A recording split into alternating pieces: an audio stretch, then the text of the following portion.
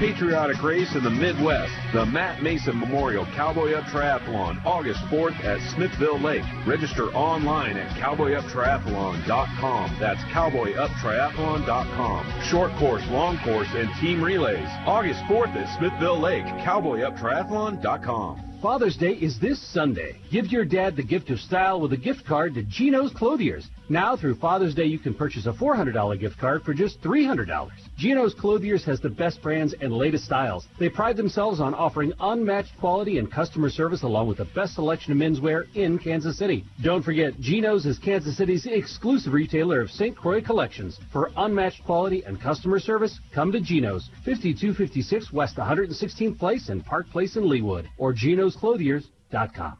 Hi, it's Jim at Smoke and Fire with some awesome Father's Day gift ideas. We have a limited time special for a free $50 gift card with $150 of regular price merchandise, 50% off portable kitchen charcoal grills, and 50% off Pulse and Lumina electric grills. Stop in our new location at 119th and Metcalf for the best selection of grills and barbecue accessories. Think family, think friends, think Smoke and Fire.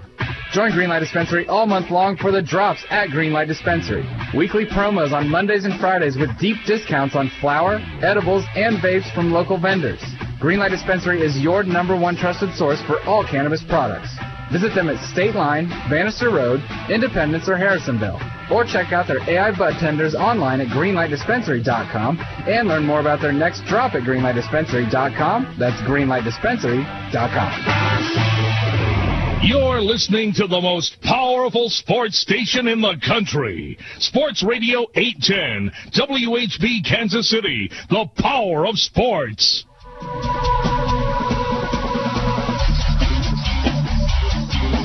America's largest all-sports radio station presents the #1 motorsports show for over 2 decades, Track Talk, brought to you by Rod End Supply and the Power Ride Midwest Lightning Sprints. Here are the racing boys, Scott Traylor and Kirk Elliott. Good morning, everyone. Welcome to Track Talk here on Sports Radio 810 WHB. Jay running the show for us back there at Sports Radio 810. Todd Surprise running the show for us here at RBN, the Racing Boys Broadcasting Network. And my partner for over 20 years, Kirk. I know that this has been a challenging week for you, and I know that your brother passed away, and you went to his funeral yesterday. So how'd it go? Yeah, we're just Thursday, and is when the day was, and so right. Yeah, everything went pretty smooth, and we just we moved on. I appreciate everybody's sympathies and concerns throughout all this, but now we move forward, and up in Iowa, where I'm from, right, it's the center of the racing world this weekend, right.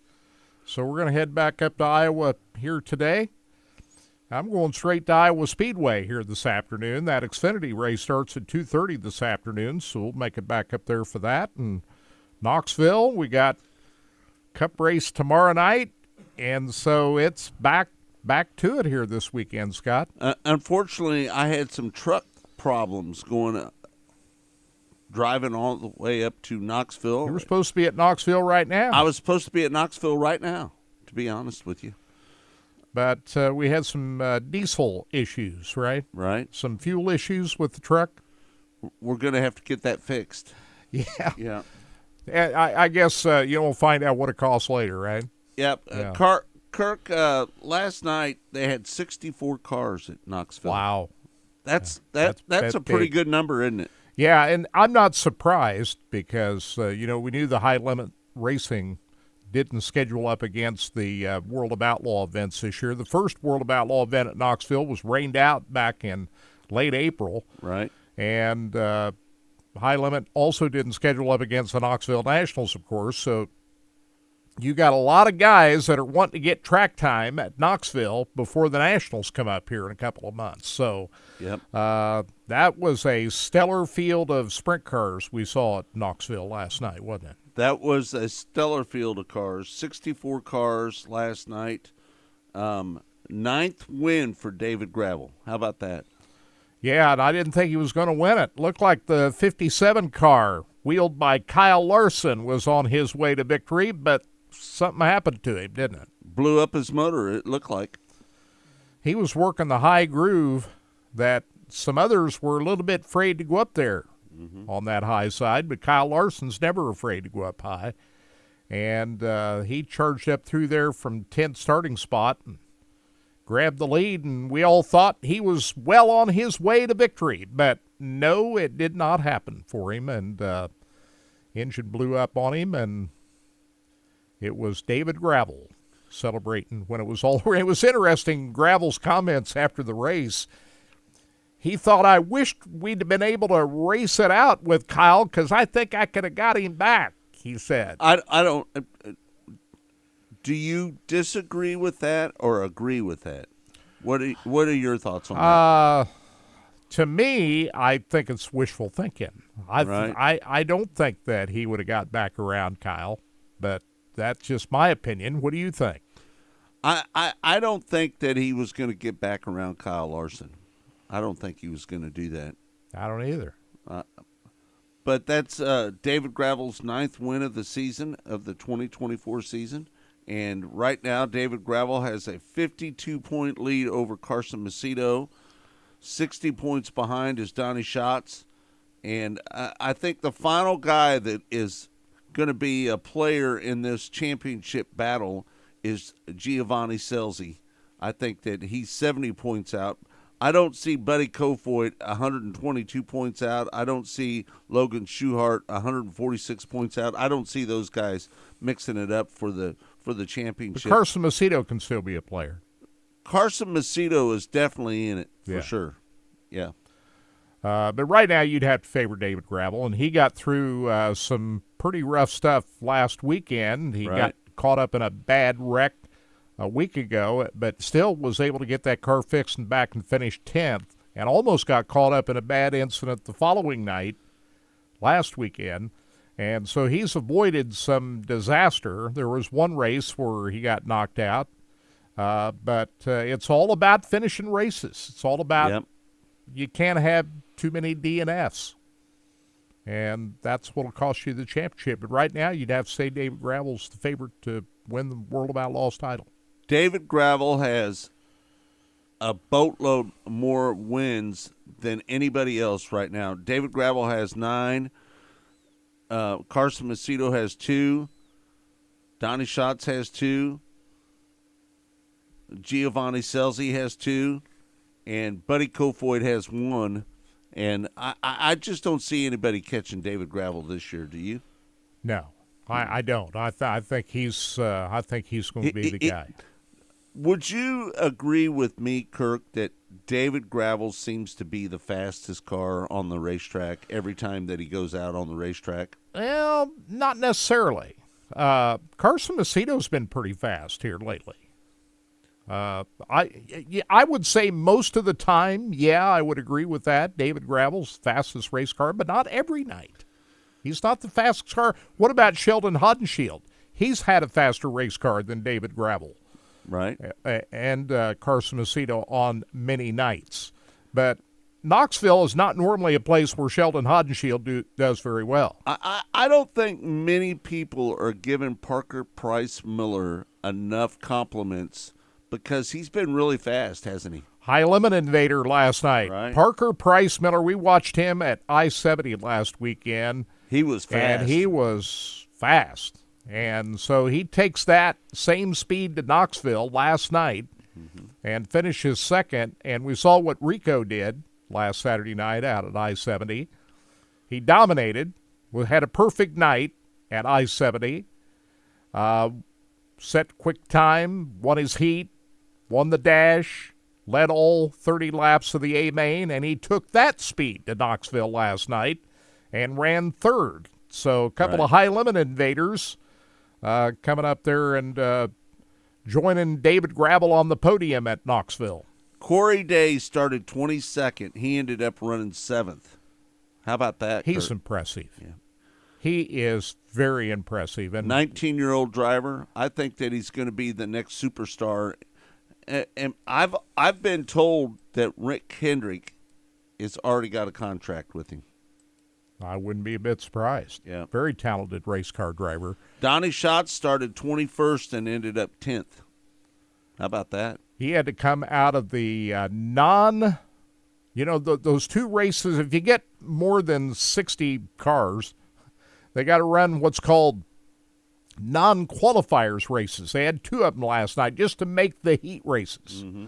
And Donnie Schatz didn't lay down a very good qualifying lap last night, and so he had to run one of those two races, the last chance races, as it will, to get you in. The top two out of each of two of those races. He won his B main. And he won the first non-qualifier race, but he was one spot out of transferring out of the heat race into the A. So he had to run the B. They call it the last chance qualifier, the World of Outlaws. Mm-hmm. So he wins that. He probably put in more laps than anybody last night, wouldn't you say? Donnie Schatz? I would think so. Yeah. So he comes from near the back of the pack in the A feature last night and charges his way up through, as Donnie Schatz is prone to do at Knoxville, right. 21st to 10th. And Logan Schuart, 25th to 9th. He had to take a provisional. Logan Schuart had to take a provisional last night just to get in the show. And he charges up through the field and ends up 9th. So good run for him. But Corey Day, you talk about, what his talent has been. And we saw it last week out at I-70 Speedway, won the preliminary night out there. We think of Corey Day doing well on the short tracks.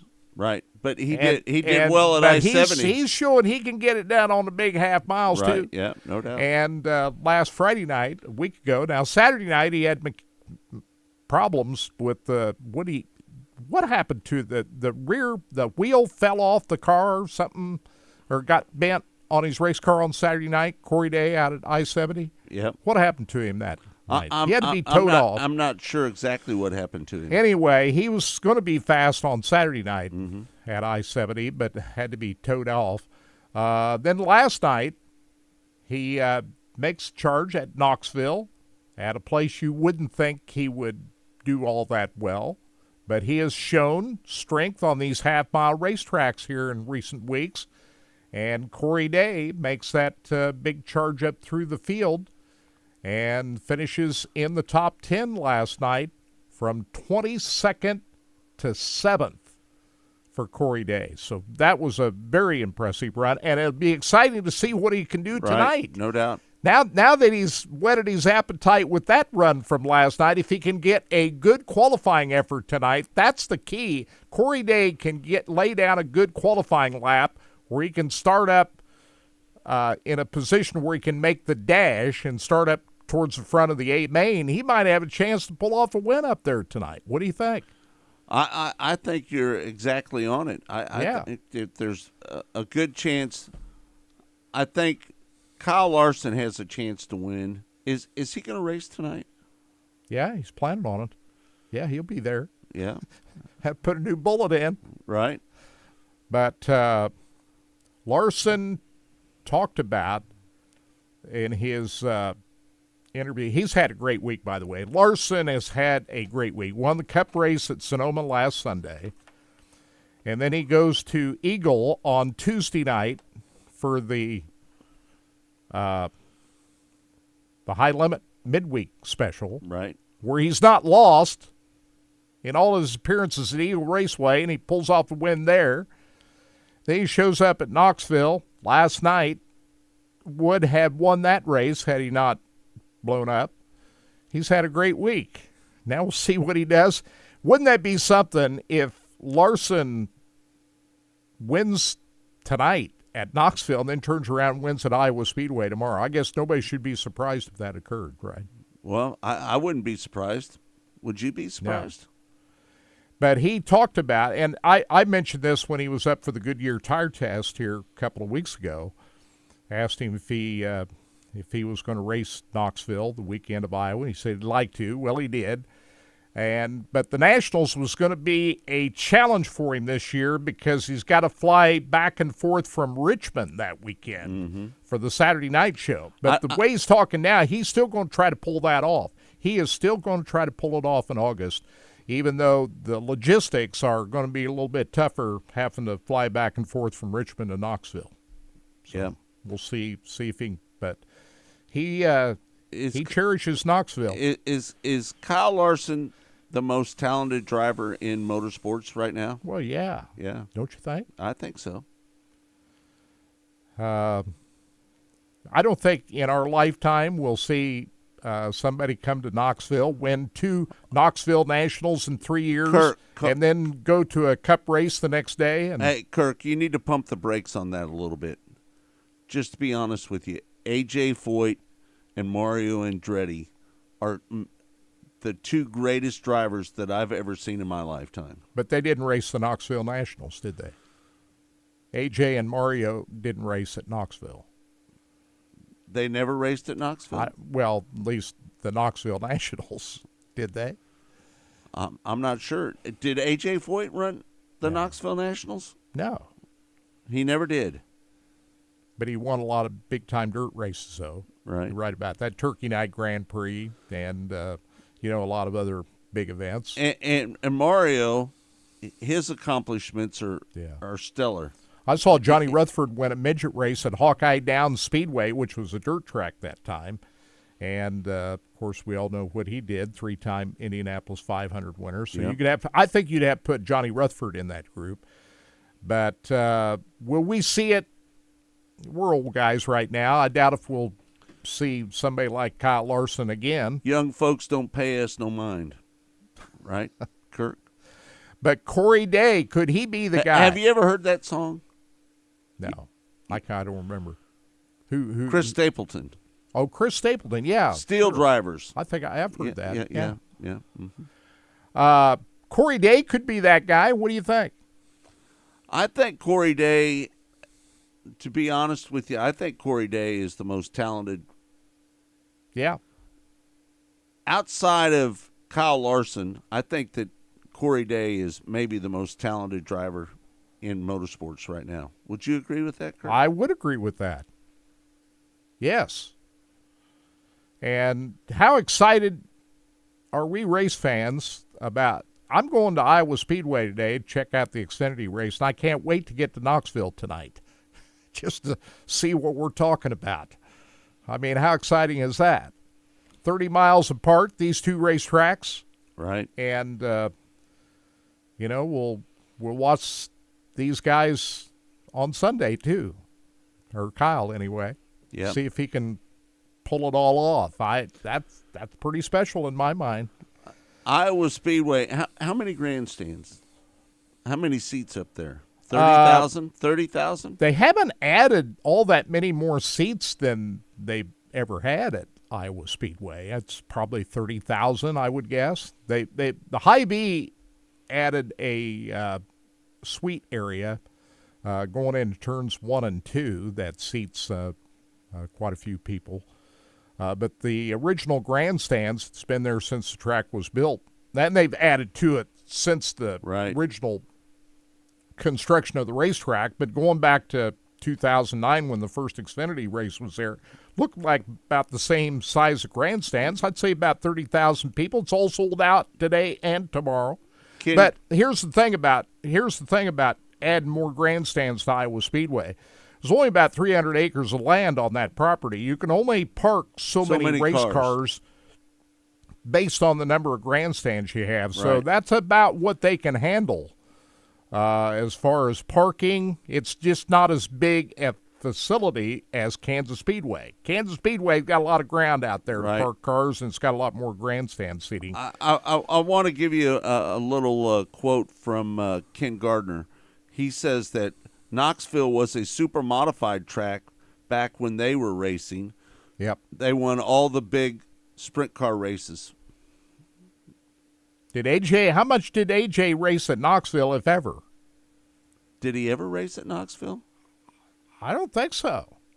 I don't remember him being there. Might have. But he was a great dirt racer. Maybe AJ was a great dirt racer. one of the greatest. Hey, listen, he won his first USAC midget race right here at Olympic Stadium in Kansas City. We know he raced at Olympic Stadium. Right. He won his first USAC midget race right here at Olympic Stadium. And how cool is it that AJ is still around, still doing his thing out there? Isn't that great? I can't believe that he's still taking care of. You know, AJ Foyt is a pretty smart businessman. Would you agree with that? Oh, yeah. Yeah. 89 years old. Is he that old? Yeah. 89. He's still got he's got Indy cars out there. Do you think AJ Foyt could still drive a race car? I don't know about that. I don't know about that. Who could say no? Who would say AJ climb back in a race car? Who would say no to AJ Foyt? Yeah, nobody. I wouldn't. Yeah, I wouldn't argue with him. I think he could still do it. Yeah. 89 years old. He might take a bullpen hammer to you if you challenged him. You remember that? Yeah. He got out of his car in Indianapolis 500 and started beating on the back of it with a bullpen hammer himself. The shifter was the problem. Shifter was so he just crawled out of the cockpit and started working on it himself. That's AJ Foyt. Martin Truex Jr. retired yesterday. What do you think about that? Martin Truex Jr. retired. He's, at the end of the season, that's going to be it for Martin Truex Jr. He had a press conference at Iowa Speedway yesterday and said that's it. Did you get any sound? Out to see. I don't have the sound bite from that, but he's going to end it all at the end of the season. What a great career Martin Truex Jr. had. He was 2017 NASCAR Cup Series champion. He won the Coke 600 twice. He won the Southern 500 once. Those are the biggest races he's won. But he always did well at Kansas Speedway. Right. He was the only guy to sweep both races in 1 year. He did that in 2017, but he always seemed to run pretty well out here to Kansas Speedway. So that's big news coming out of Iowa. He just looks tired. Did you notice that lately? He just looks worn down, Kirk. He does. He looks just wore out. I understand, his longtime girlfriend passed away, and that probably took a real big toll on him, and he's had, he's had Sherry, and he's had issues, obviously when he was changing teams and stuff, So the last 4 or 5 times I've seen Martin Truex at Kansas Speedway, he just doesn't look happy, and I'm glad that he's actually able to go out on his own terms. You know what I'm saying? But would you be surprised to see him win a race before the end of the year? No, I think he'll probably. No, I wouldn't be surprised to see that. Yeah, I think he'll get a race in the late summer. Right. I think he usually picks up a race here at the end, towards the middle or end of the year, and I don't expect anything different from him, to be honest with you. All right. And finally, before we go to break, I watched the ARCA race last night up at Iowa Speedway. Pretty good battle there between Connor Zilisch and William Sahalich. Those two guys got into it, and they were trading barbs back and forth when it was all over, too. But Connor Zilisch coming up, and I think there's going to be a second groove up there. Right. I think so. So that was pretty good action up there for the ARCA Series last night up there. All right, we're going to take a break. Track Talk is brought to you by Rod End Supply, featuring the POWRi Midwest Lightning Sprints. When we come back, we are going to play an interview that we did with Rico. And Rico was very gracious with his time this week, wasn't he? He was. We spoke with him on Monday on Mostly Motorsports, so you'll get to hear that if you didn't hear it earlier in the week. All right, we're going to take a break. We'll be back with more right here on Sports Radio 810 WHB.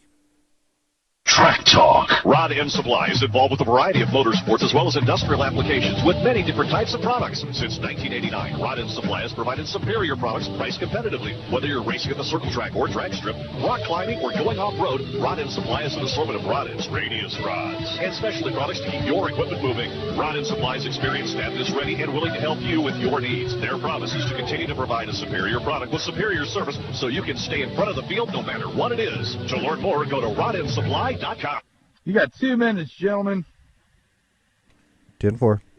Drill. The Kansas City Barbecue Store at I-35 and 119th Street in Olathe is your one-stop shop for all you need to get your food from the grill to the table. The barbecue store is stocked with seasonings, sauces, rubs, fuel accessories, and even fresh prime whole briskets. Stop in today to check out the new Gosney Pizza Ovens and ABS Smokers, all locally made. The Kansas City Barbecue Store is open 7 days a week at I-35 and 119th Street, right across the lot from Joe's KC in Olathe. June 20th, Linda Hall Library proudly presents Technology and Tradition inside the NFL's analytics revolution. Chiefs defensive tackle Mike Pennell and Chiefs Hall of Famer Tim Grunhard join moderator Cynthia Freeland from the NFL Network and a panel of experts to explore the role of big data in football, its impact on the game for both players and fans, and what it means for the future of America's most popular sport. 6:30 on June 20th at the Linda Hall Library. Learn more and register at lindahall.org/events. 1 minute. Ball game. There's a new kid in town, and this kid comes to play. Youth Scoreboards invites you out to the ball game. Youth Scoreboards offers the newest state-of-the-art digital scoreboard advertising with your business seen by thousands all season long, numerous times per game, ready to look you up right there on the spot. You couldn't ask for a more attentive crowd of potential customers. Youth Scoreboards is now playing at a ballpark near you. Call 816-931-1909. 816-931-1909. Ask for Suze. Visit Hollywood Casino at Kansas Speedway this summer for exciting live sports action. They've got the biggest screens around, and ESPN Bet is live in Kansas. Plus, Pin Play Rewards members can win up to $500 Pin Cash every week. Visit pinplaysports.com/cover5 today and register for your chance to play and win. Not a member? Get the Pin Play app today. Hollywood Casino at Kansas Speedway is your live sports headquarters. Bring your crew for all the action. Must be 21. Gambling problem? Getting help. See Rest Bet. Call 1-800-522-4700.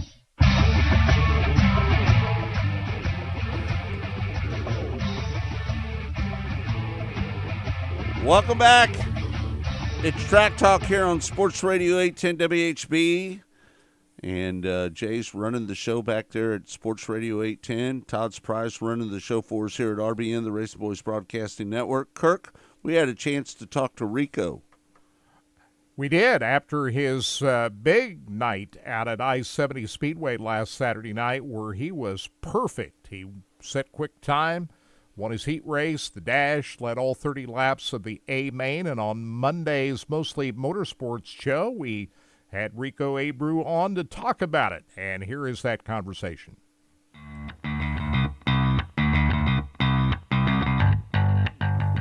Talk about the difference between Friday night when it kind of rubbered up a little bit about halfway through the race, and then on Saturday night. The track looked excellent on Saturday night, didn't it?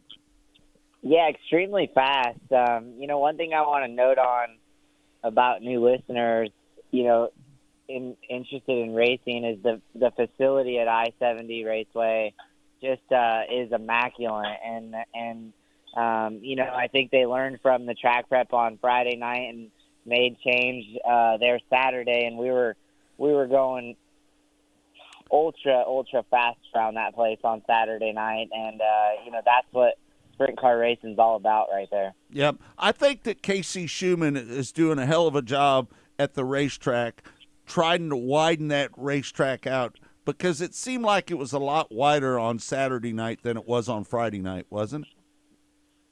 Yeah, it was. The track preps was a little bit different. It rained Friday night after the races, so they had to work with that on Saturday morning. But I think all in all, if you look at it, it's just important that they made, change and had the time to work the track as they needed to, pack it, and they have the right equipment with water trucks and tillers and graders to be able to produce the best surface for us drivers to compete at a high level. Hey, Rico, this is Kirk. Congratulations on the win the other night. Man, the competition level of this high-limit racing, I mean, such a stellar year you had last year. Stout was, whatever adjectives you can describe, you had a great year last year. But coming into this year, a little bit of a struggle kind of getting up there to where you want to be. What was the biggest challenge of getting things where you're running well right now? I think a lot of people thought that Brad Sweet and yourself were going to battle it out for the championship. I think a lot of people were thinking that. Yeah, it definitely was scripted like that as we ended our season last year. Just with that consistency we had throughout the whole entire season last year, and it's been taking us a little bit longer to find that consistency. I noticed, through this year, a lot of inconsistency has become in our qualifying efforts. So as we unload at these races, we've had to really, really work on that raw speed, and then find that data as the night goes on, and if you look back on last year where that natural raw speed was there. And I think a lot of that comes from, a lot of new racetracks this year with high limit racing that I've never seen. My crew chief, Ricky Warner, my team, we don't have really a playbook for some of these tracks. So it's really, really easy to get behind balance wise, and then make those right adjustments for qualifying. We have our races play out quite quickly. So we have 3 laps of practice. We have 2 laps of qualifying. Right. We have an 8-lap heat race, and we have a 30-lap main event. And wherever you start in that main event, right now in this sport with how competitive it is, track position is very keen. So you want to be in those first, 3 or 4 rows of that main event to put yourself in a position to have a shot at winning one of these races.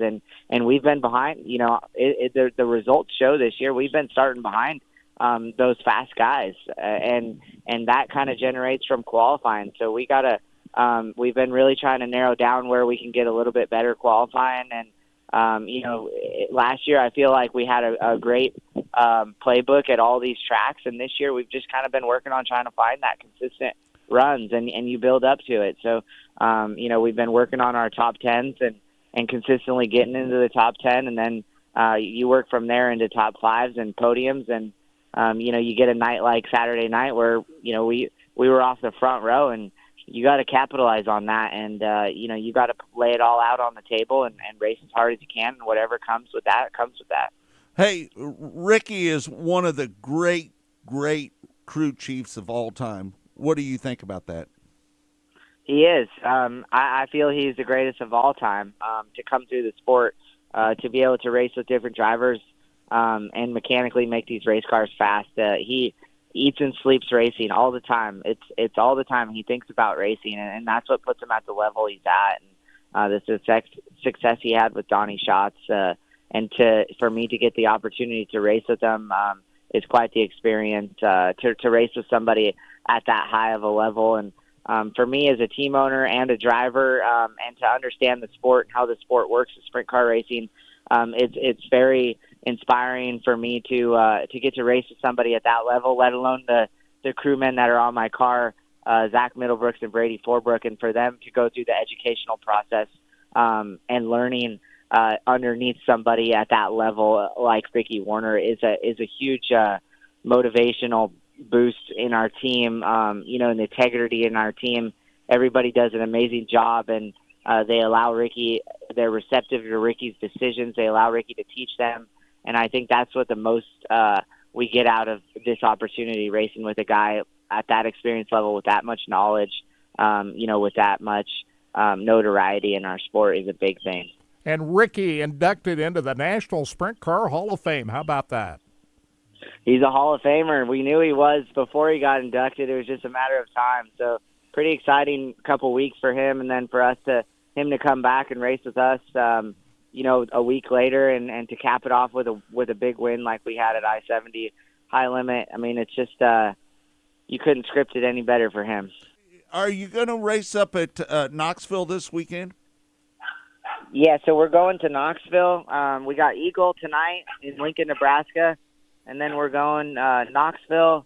Our big, we got some big races coming up this month. Huset's, and then we go back to Lake of the Ozarks, and Lucas Oil, I think, with high limit. So we got a big month of June. Talk about Eagle Raceway. That's pretty exciting race. Much different than where you were at over the weekend, right? Man, that's one of the great racetracks in the country. I think Eagle Raceway is. Don't you think? It is. It's a hidden gem. I got to race there last year. I almost beat Larson there halfway through the race, and I was just amazed of the surface of the facility. It's just this little golden goose egg here in Lincoln, Nebraska that produces some amazing racing, and they have the ability to pack some fans in there. I heard last year there was, I heard the number of 7,000 people, which is amazing for sprint car racing, amazing for the market for us to be able to race in front of that many people. So looking forward to tomorrow night. Eagle, it's one of those tracks on my list that I enjoy getting to. Now that I-80 Speedway is gone, the people in Nebraska, the choices have gotten narrower now with I-80 gone. Eagle is it, but it's been a fabulous racetrack for a long, long time. Now, then you go to Knoxville, and that's a racetrack that you've had success on. What do you hope to learn as you get ready for the Nationals in August this weekend? Is there anything that you can take from I-70 Speedway and apply it to Knoxville? I think you can take a lot of that balance that we had there.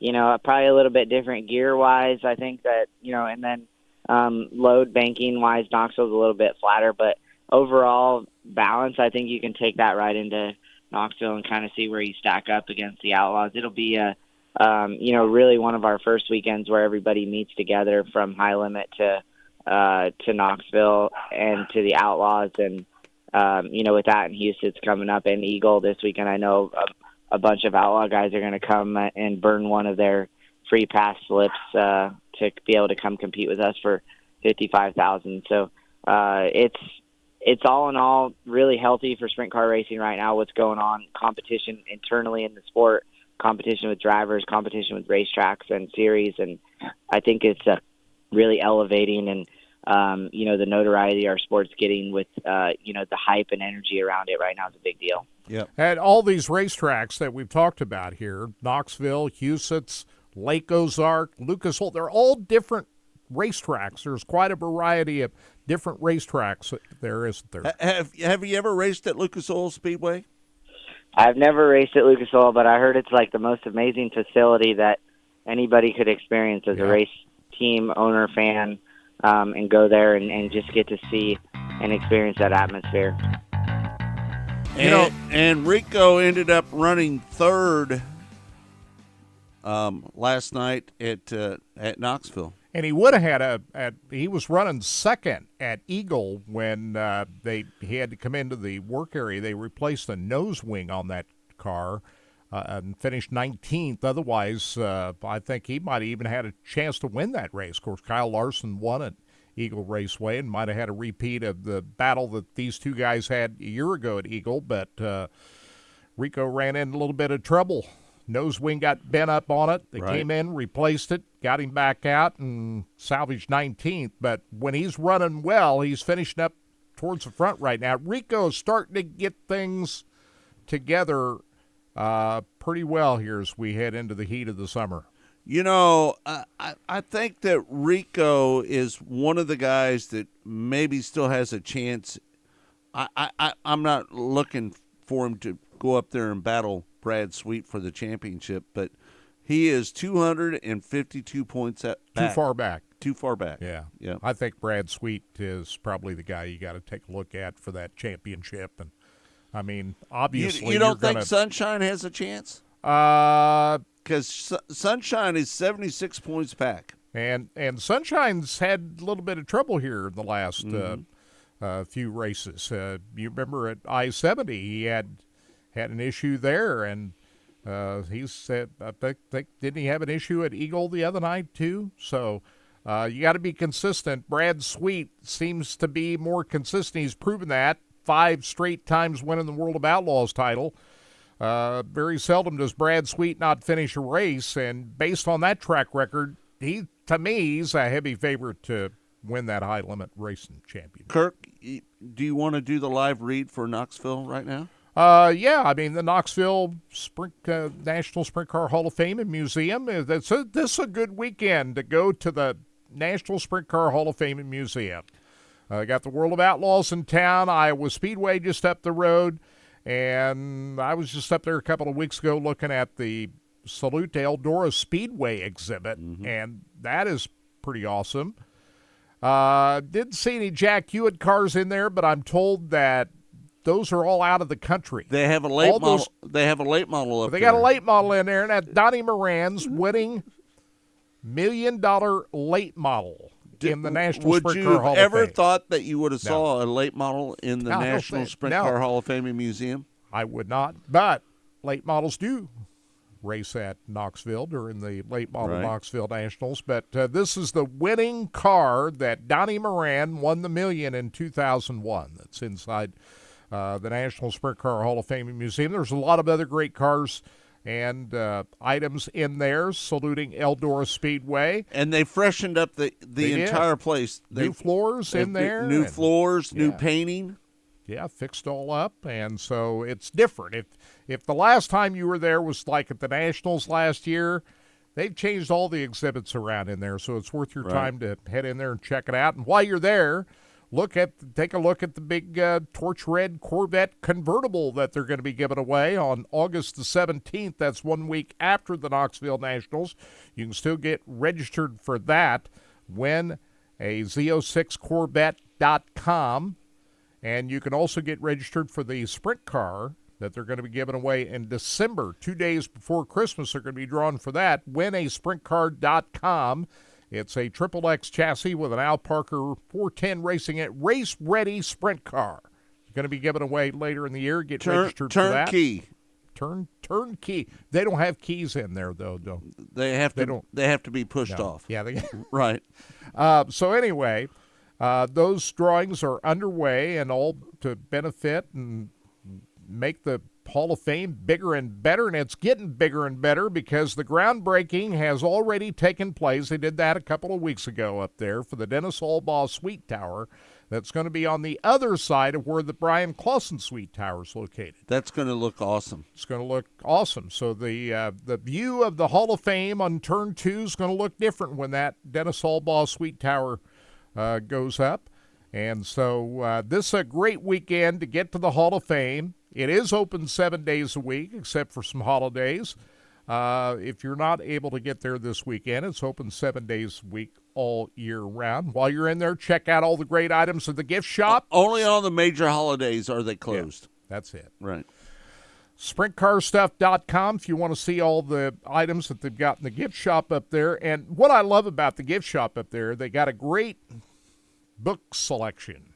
If any kind of sprint car racing books, and it's all there. Right. And check it out. Dave Argerbright, a huge author of motorsports, I think, has got all his books up there. Right. And so check it out today if you're up at Knoxville. All right, when we come back here on Sports Radio 810 WHB, Track Talk is brought to you by Rod End Supply, featuring the POWRi Midwest Lightning Sprints. When we come back, we are going to play an interview that we did with Connor Wade. And Connor Wade is one of the very best pit reporters there is in the business. We'll see him up there today at Knoxville. He's doing his thing last night up there. I'm not going to see him. That's a bummer that I'm not up there. Were you right up there with me? Well, I'd have to drive, Kirk. You'd have to drive. I'd have to drive. Yeah, you're not a very good passenger. I'm not a very good passenger. Yeah. Right, yeah. Well, maybe you can still find your way up there. Well, maybe. All right, we're going to take a break. When we come back, more Track Talk. It's all brought to you by Rod End Supply, featuring the POWRi Midwest Lightning Sprints. Connor Wade joins us next right here on Sports Radio 810 WHB. Hey, this is Larry the Cable Guy, and you're listening to Racing Boys, and if you ain't listening to them, you get out of the country because you're a communist. I love the Racing Boys. Like Mater says, they make me happier than a tornado in the trailer park. Get her done! Rod End Supply is involved with... 3 minutes, 30 seconds, gentlemen.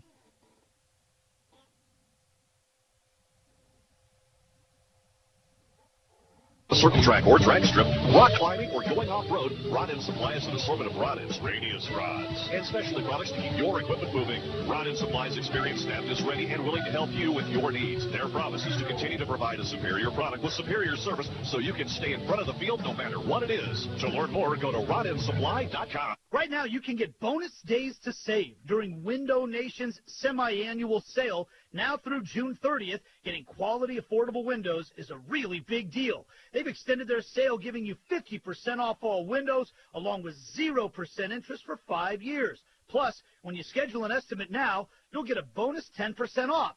Are your old windows ready to handle that summer heat? If you're tired of paying high utility bills for air conditioning this summer, your windows aren't efficient. And that's a big deal. And with Window Nation's semi-annual sale, 2 minutes, 30 seconds. 10-4. Month only. Get 50% off all windows plus 0% interest for 5 years and bonus savings offer when you schedule your appointment today. Hurry. The sale ends June 30th. So schedule a fast, no obligation in-home estimate with the pros at Window Nation.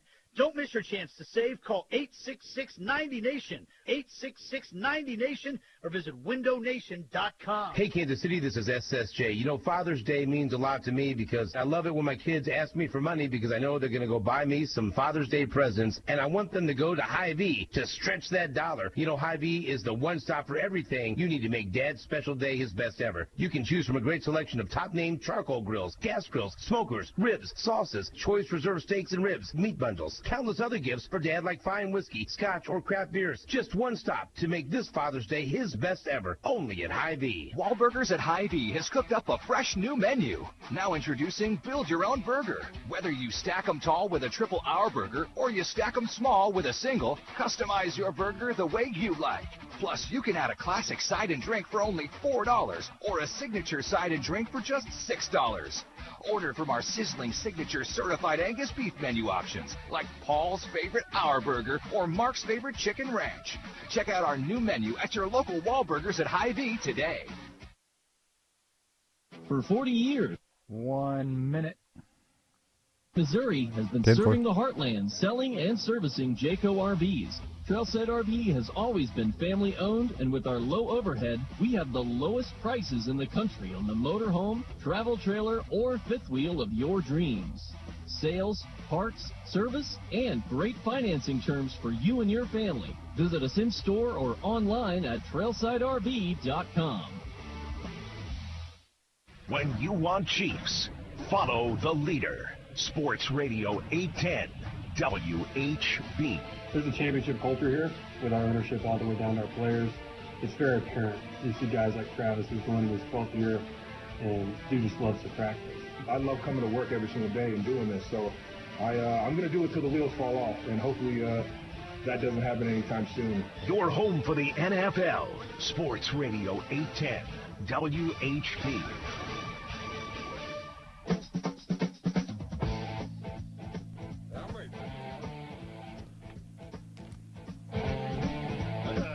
Welcome back. It's Track Talk here on Sports Radio 810 WHB. Don't forget, hour number 2, you can watch it exclusively on our Facebook, YouTube, and RacingBoys.com as well. Kirk, we had a chance to talk to Connor Wade. He is the pit reporter for Dirt Vision's coverage of the World of Outlaws. He's in Knoxville this weekend, and we spoke to him on Monday's Mostly Motorsports program about this past weekend's World of Outlaw events up in North Dakota and Minnesota.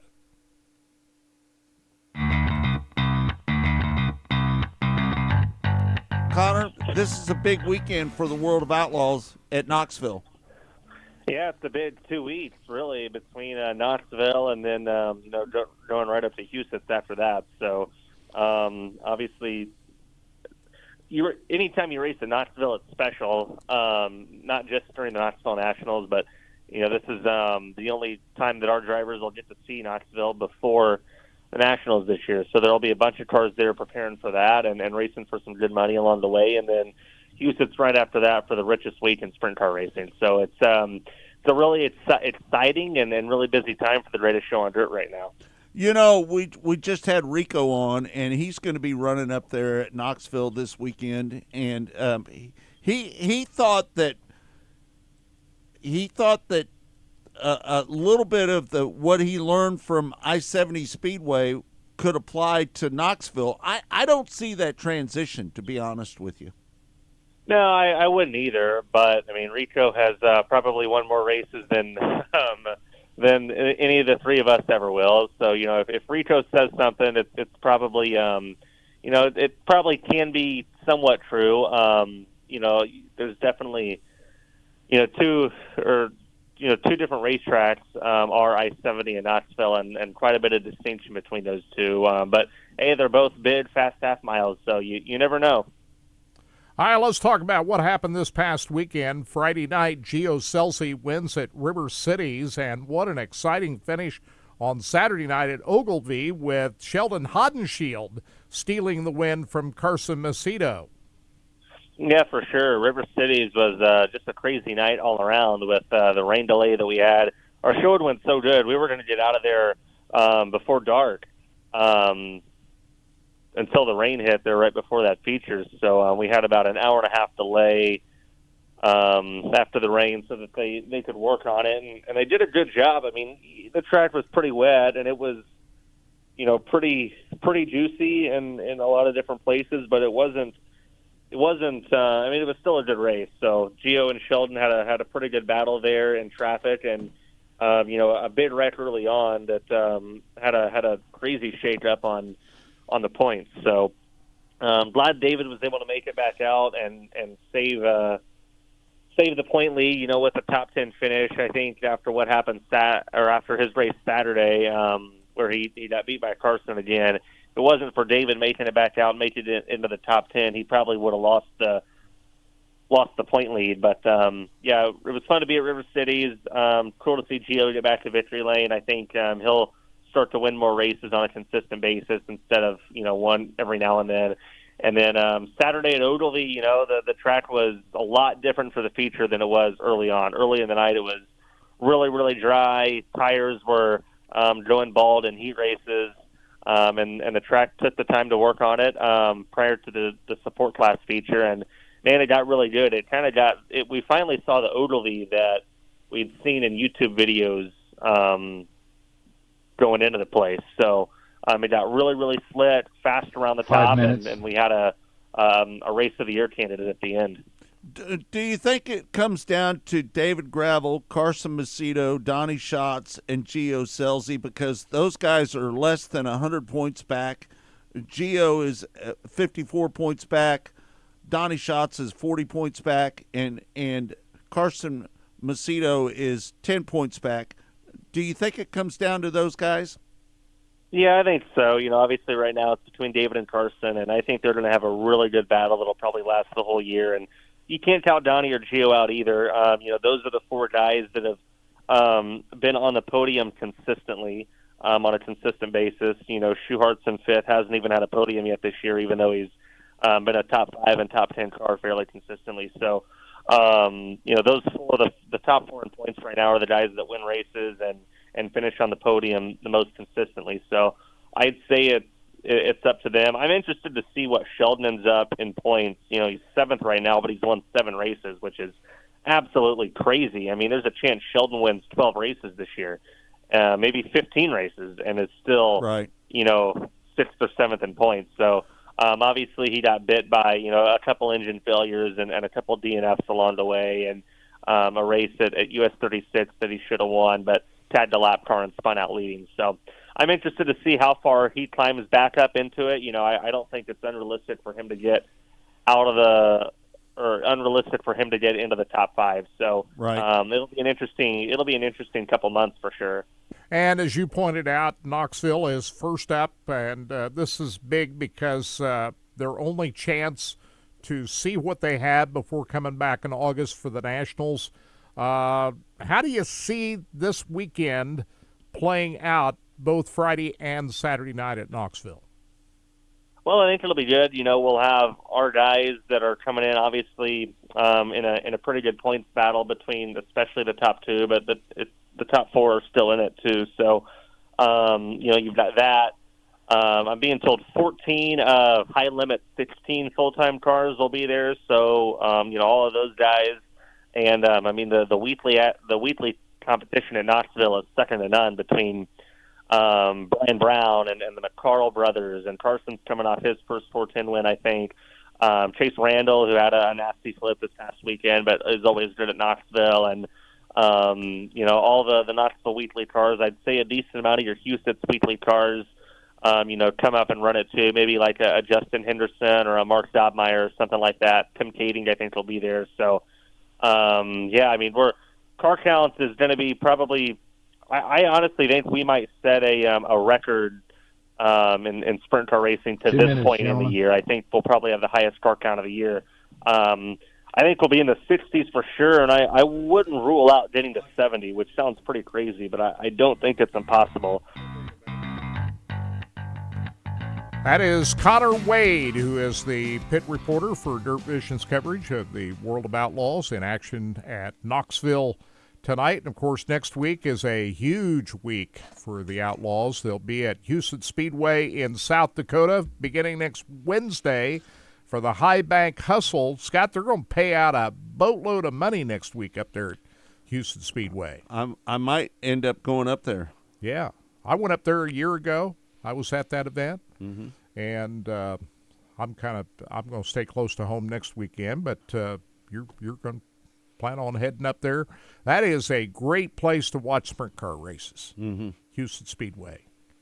1 minute. It is they got a large grandstand up there. Of course, they race every Sunday night at Houston Speedway, sprint cars up there.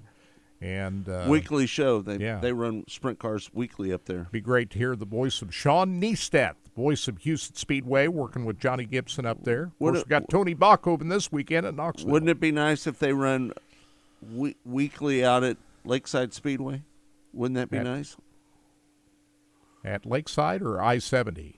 Lakeside. Weekly? Yeah. Sprint cars? 305s. 305s? Yeah. Well, they're running them on a semi-weekly basis at Lakeside, are they not? They are doing that. Yeah, they took last week off because of the death of that driver, but his wife. But they're going to be back in, and so last week was taken off because of that. But yeah, I think they're back at it again next week. I believe so. They were racing out there last night. I believe Shadron Turner picked up another victory. That kid is just a B-mod machine, man. That dude is beast. Yeah, Tim Carrick and Kerry Davis, they have a hard time with Shadron Turner. Don't forget, hour number 2, you can watch it exclusively on our Facebook page, YouTube page, and RacingBoys.com as well. We want to thank everybody for tuning in to Track Talk here on Sports Radio 810 WHB. It's all brought to you by Rod End Supply, featuring the Power-Eyed Midwest Lightning Sprints. We want to thank Rico and Connor Wade for taking the time to join us here on Mostly Motorsports. And we'll see you next week right here on Track Talk on Sports Radio 810 WHB.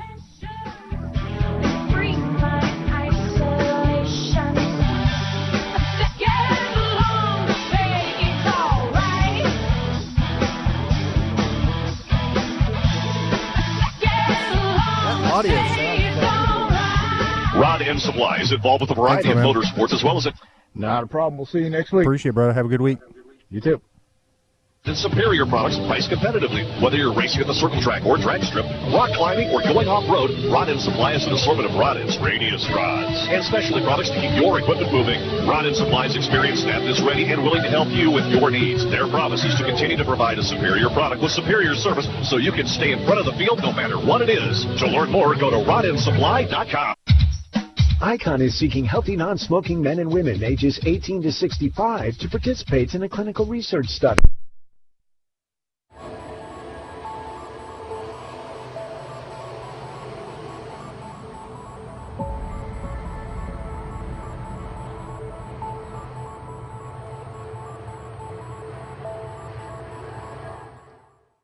Rod End Supply is involved with a variety of motorsports as well as industrial applications with many different types of products. Since 1989, Rod End Supply has provided superior products priced competitively. Whether you're racing at the circle track or drag strip, rock climbing, or going off-road, Rod End Supply is an assortment of rod ends, radius rods, and specialty products to keep your equipment moving. Rod End Supply's experienced staff is ready and willing to help you with your needs. Their promise is to continue to provide a superior product with superior service so you can stay in front of the field no matter what it is. To learn more, go to rodendsupply.com. Here at Specialty Sportswear in-house, we do all of the screen printing, all the embroidery. We do some vinyl. The other add specialty items like your pens, magnets, notepads, calendars. You can actually buy that, build your business to make it larger. We have the largest screen printing process and the largest embroidery anywhere around in the area. We can do stuff all the way from your school clubs to sports teams, a professional look in the office. If you can imagine it, we can do it for you. From the circle track to the drag strip to off-road racing, Rod End Supply has been keeping their customers at the front of the field since 1989. Whether you need rod ends, tubular rods, or specialty products, Bob Douglas and his Rod End Supply staff are always ready to help you with your needs. You can visit them on the web at rodendsupply.com or call them at 800-284-2902. That's 800-284-2902. Rod End Supply, keeping you at the front of the field.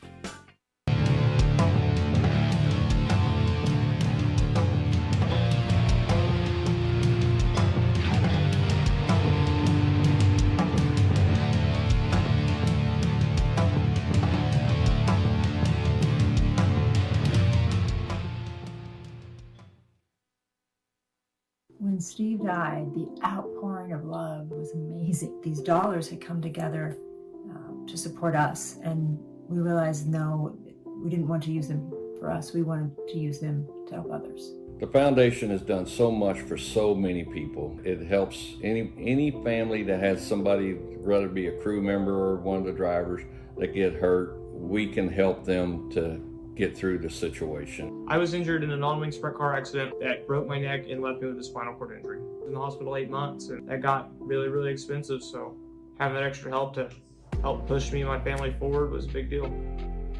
Yes, Steve's death is the reason the foundation exists, but it's Steve's life, and it's the lives of racers everywhere, is the reason we're able to do the work we do.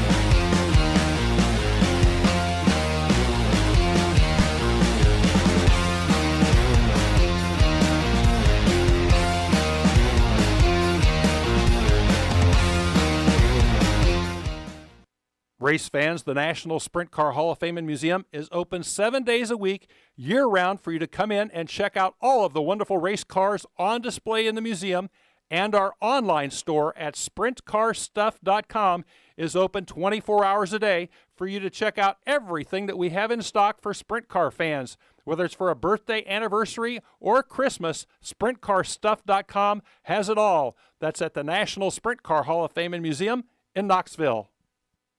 Go harder, faster, stronger with Rod End Supply. Whether you are running industrial, farming equipment, or a race car, Rod End Supply has the assortment of rod ends, radius rods, and specialty products that will help you lead the field in performance. Our superior design means our rod ends last longer and perform better, giving you the edge on the track and saving you money. Contact Rod End Supply or order online today at rodendsupply.com. We don't just sell them, we race them.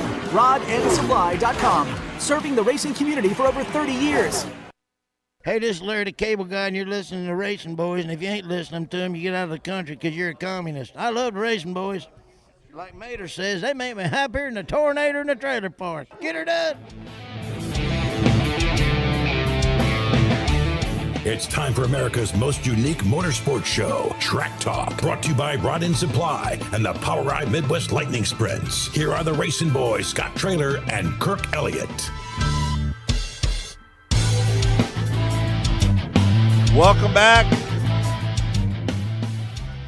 We're really happy to see a lot of people follow us over from Sports Radio 810 to RBN, the Racing Boys Broadcasting Network. Todd Surprise running the show as he normally does for us. And Kirk, I don't want to I don't want to dwell on it too much, but your brother's passing it's probably one of the most difficult things that you've ever had to deal with, hasn't it? Yeah, absolutely. I mean, family member, is my oldest brother, and so just thinking about the family. I'm going to be around for. They had a good turnout too, didn't they? Yeah. Mm-hmm. It was good turnout. So anyway, I appreciate everybody's thoughts and well wishes and going through all this, but we're back at it here this weekend, going back up to Iowa. That's home. Knoxville, Newton. Right. And we're going to hang out, and then I'm going to hang out an extra day and go to my. It would be as my brother's granddaughter having senior day up in Ankeny on Monday. And you're going to go up there and watch that game at 5:00, yeah. right? So beyond. So you're going to zoom in from up there at the farm. I'll be zooming in on Monday because we got the Cup race. Today the Xfinity race at 2:30 this afternoon. Be there for that. Iowa Speedway, World of Outlaws tonight at Knoxville. We'll be back up at Newton tomorrow for the Cup race. Starts 6 o'clock tomorrow night.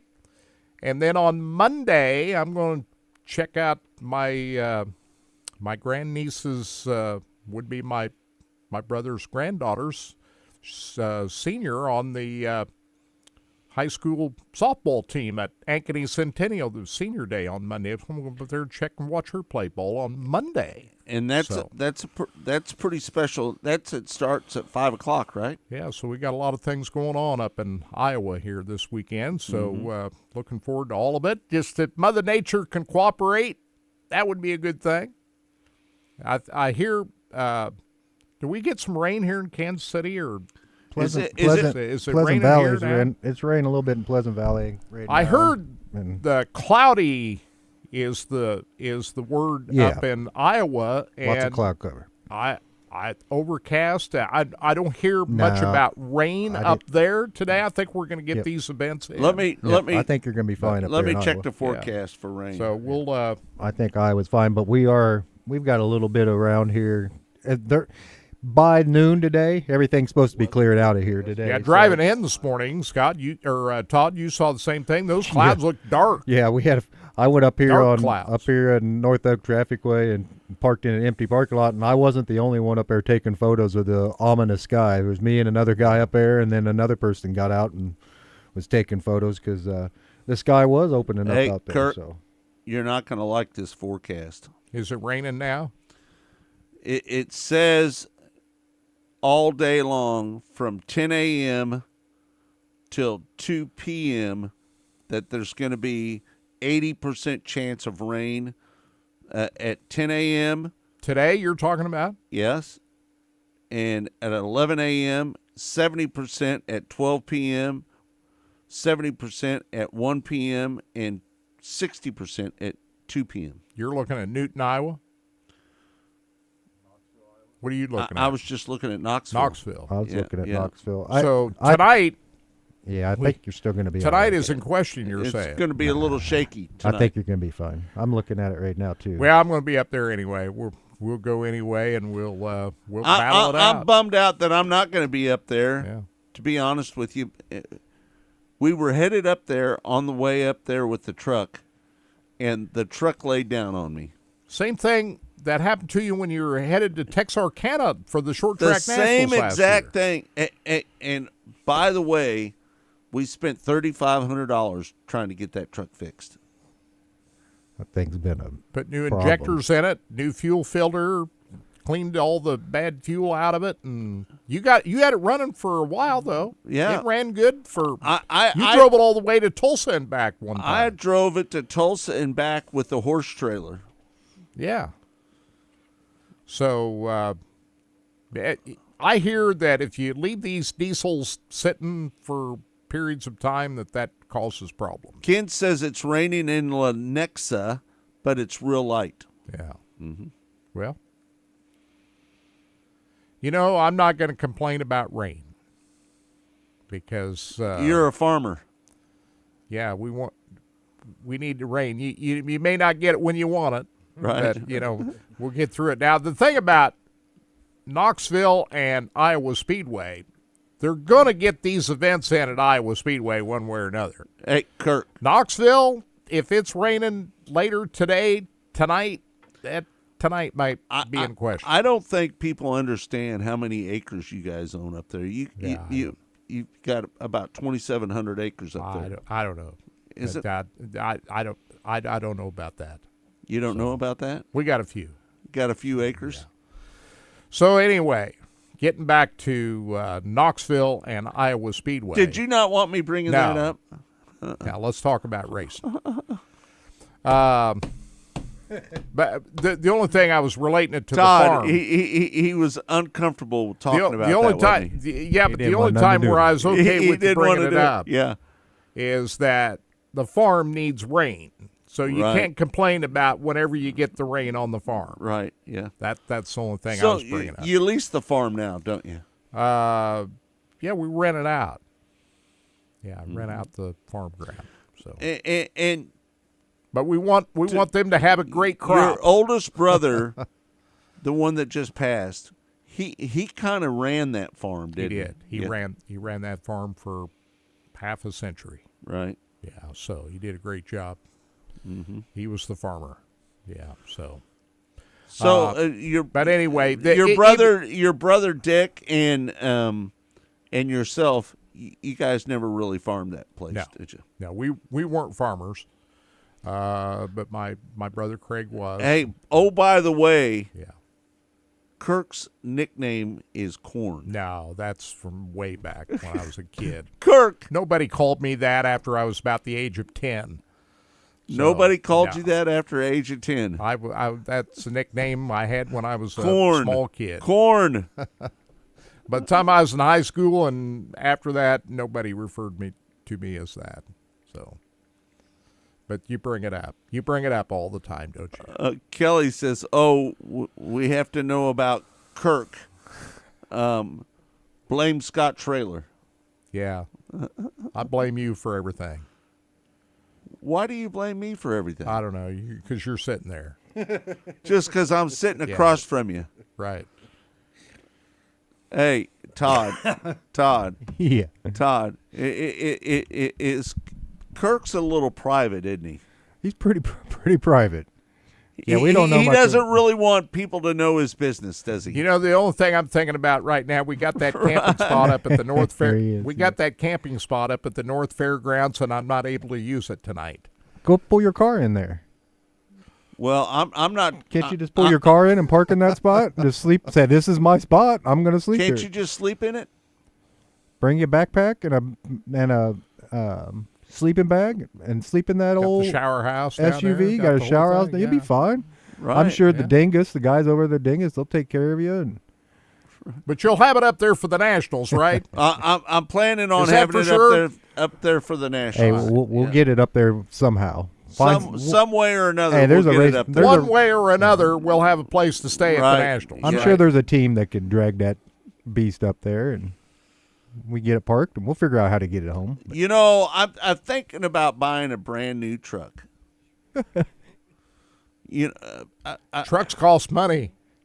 They cost a lot of money. They cost a lot of money. Yeah.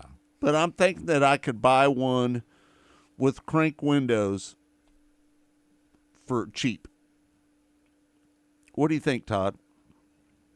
You think I could buy one with crank windows? Well, yeah, I'm sure you can get, but I don't think they make them with crank windows. Well, you windows. can get it with crank windows, but you have to ask for it. They just won't come off the line like that no more. Right. Yeah. But no, it sucks that you have to always deal with automobile issue when you're for your recreational stuff. It's one thing when your main car goes down, but when you're planning a weekend to head out of town or do something, and then that thing takes a crap on you, it just that That's not fun. I know how that is. Hey, listen. It's not fun. I got to Lawson, and it started to lay down on me. You knew at that point. Once it started to lay down on me, I immediately made a U-turn and headed back towards the city. Well, I appreciate you making the effort to be with us on Thursday. I know you tried all you could. Hey, listen, I got in my car, and I was headed up there, but there wasn't enough amount of time for me to get up there. Ran out of time. You did everything you could, my friend. Yeah. I appreciate all you did. Yeah. So you're there. You know, the thing about it is I'm here with my buddies, Todd and Scott, here this morning. So I appreciate you saying that. Hey, Mark Merrill just posted, make sure if you guys are going to Knoxville and you're heading through Newton or Pella, that there's some road construction projects that will affect your drive. There's a road map. Now, why would you be doing road construction in Marion County and Jasper County? We know what's during all this. It's time to make hay, and that's when the workers they're out there doing it. Look around our city right now. There's not a place you can drive without the road being closed. Heck, I can't even drive home I-70 to, you can't drive I-70 to 435 to go to Lakeside now.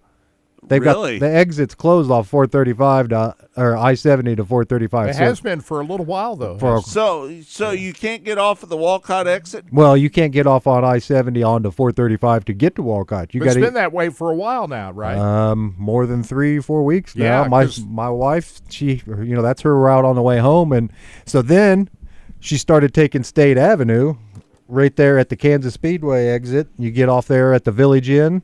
Mm-hmm.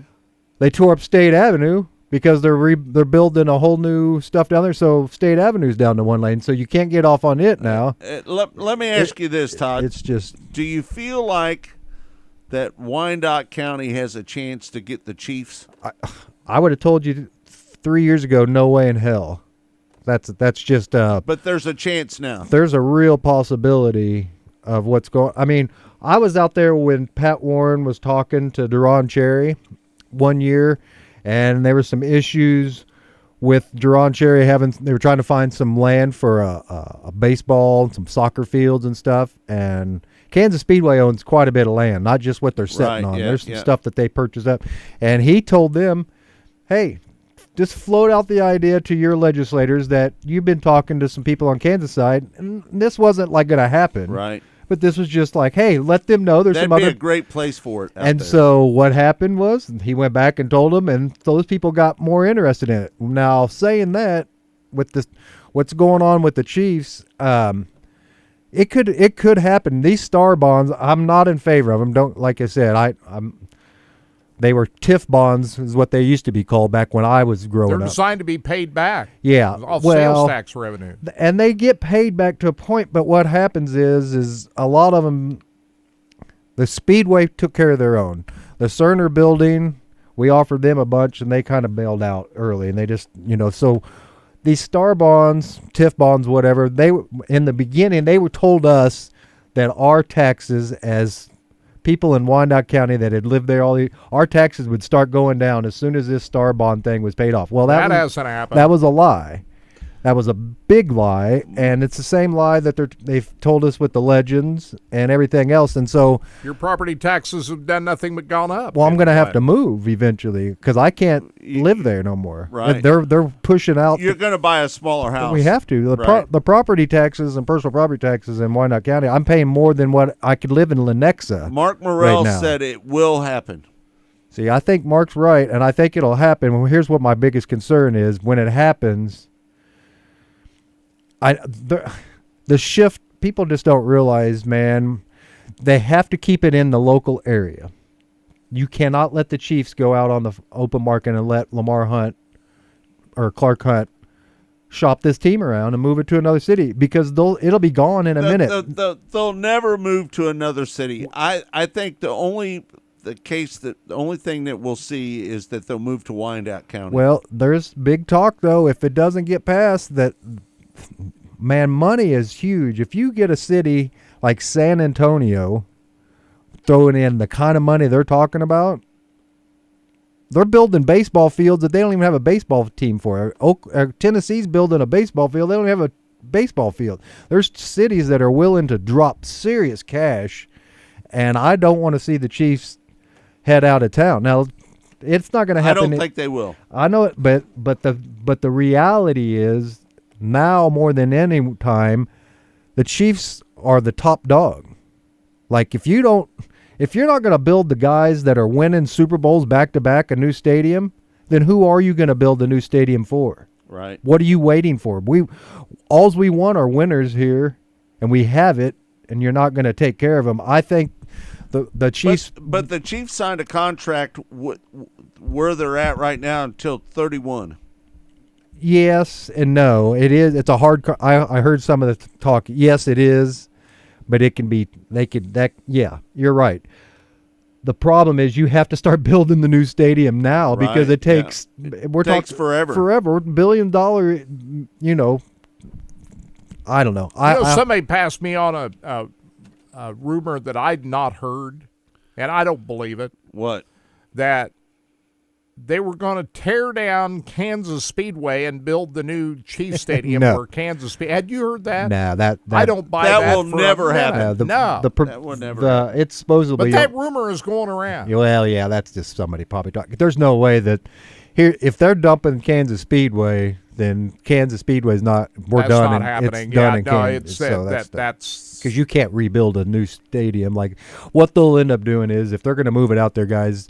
There's plenty of room right there on the other side of I-70. Right.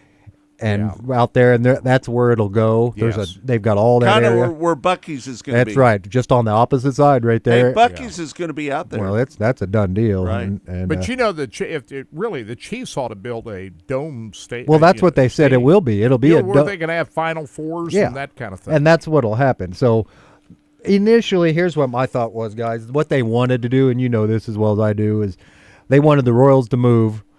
They wanted to build an entertainment center where the Royals stadium is now. Ryan Ragland says there's no way the Chiefs or the Royals will leave KC area. I know that, but boy, you talk. No way it will happen. I agree with Ryan. I don't think it's good because the ownership, the way it's structured for both franchises, the fan base is rabid here. Yeah. I get it, but Clark is not. He's Kansas City, but he's a Texas guy, man. He has he doesn't have the ties to Kansas City like you think he does. They're committed to Kansas City. Though. They're committed because Lamar was committed. Yeah. That's why. I think the farther we get away from Lamar being passed away, the more easily that you could see Clark saying, yeah, I don't have a problem moving the Chiefs. I don't think so. I don't think I don't think it'll happen. I just make sure you guys vote accordingly. Then don't be being pissant people out there and don't do it. It'll all get worked out. I went to the Royals game this week, and all I know is how many people were there? Well, it was 97 degrees, and they had 20,000 people there, almost 18 something. So it was a pretty good crowd for. Yeah, more people show up, you start winning. So if they build a new stadium out there by Kansas Speedway, do you think that they'll decrease the amount of people that they'll sit? Yeah, all new stadiums don't. Even if they put a Chiefs stadium out there, I bet it'll be 70,000 and not that would 80. ensure they wouldn't schedule a home game against a cup race weekend, I guess right? I guess that would kind of make sure that didn't happen. You could talk to your neighbors a little easier, I guess, right, and tell them not to do it. Like I said, guys, I know that there's a lot of things that are changing. You know, Topeka's lost everything. Who would have thought Topeka would have lost? No reason to go to Topeka anymore, is there? I mean, there's no reason to go up there. There's no Heartland Park Topeka anymore. Right. No Thunder Hill Speedway. No Topeka Raceway Park. The Evel Knievel Museum's going away. A couple more months left, and make sure you get in to see that. They've got some pretty cool stuff on display up there right now too, man. I had somebody was telling me about some of the cool stuff I saw on Facebook. Like you said, things changed. This town's a little bit different than the kind of town we remembered, guys. You know, it's not like how it used to be back in the day. Mark Morrell says that they'll have a roof. Oh yeah, that's a guarantee. Yeah. That if they're moving, if the Chiefs if they relocate, it will be a dome. Well, you can open it up. Yeah. Oh, it'll be the rolling one, kind of like you have the deal where you open it up and you roll in they roll the field. Have you Most ever seen of the games will have the roof open. Yeah. Have you seen how they do it in Las Vegas? That grass gets rolled in. Mm-hmm. That whole 100 yards of turf rolls in. And they roll it out for it to get sun and roll it back in. I mean, right. We're talking technology that we don't even understand, guys. Like I said, they're doing things that we don't There'll even be a retractable roof, type of thing. That's the way it should be. Kirk, you want to set up Did you see that race at Williams Grove last night, Scott? Kevin Thomas Jr. off the final turn makes a move on Briggs Danner and wins the Eastern Storm non-wing USAC sprint car race last night. Danner fell back to third at the end. Mitchell Moles ended up second. Brady Bacon fourth, and Justin Grant fifth on the big half mile at Williams Grove Speedway. They're going to Port Royal Speedway tonight, and the Silver Crown car is going to be in action at Port Royal, so looking forward to seeing that. And, Seth Bergman, he broke Sam's streak of winning 3 races in a row, didn't he? Yeah, I've enjoyed watching ASCS Speed Week this week. They had Arrowhead Speedway last night with Seth Bergman the winner, and Thursday night, pretty good show down at Creek County Speedway where Sam Haperteep Jr. captured his third straight at Creek County. Listen, Kirk, Seth Bergman is getting a little pressure from the 2C car of Hank Davis. Did you see that? Yeah, Seth drove that 2C car for a period of time till they parted ways, and then Hank Davis steps into the Wayne Johnson ride. So what do you think about what Hank's doing in that 2C car? Well, we're going to try to get Seth on Monday. He's back in the family 23 car. And we don't know, is Seth going to run all the rest of the races? Because, they got a family business down there, coffee business and so forth. And is Seth going to be able to run all of the ASCS races? I think so. 23 car. I think so. Yeah. So, anyway, they are continuing their Seth Bergman has a 60-point lead over Sam Haverteef. Okay.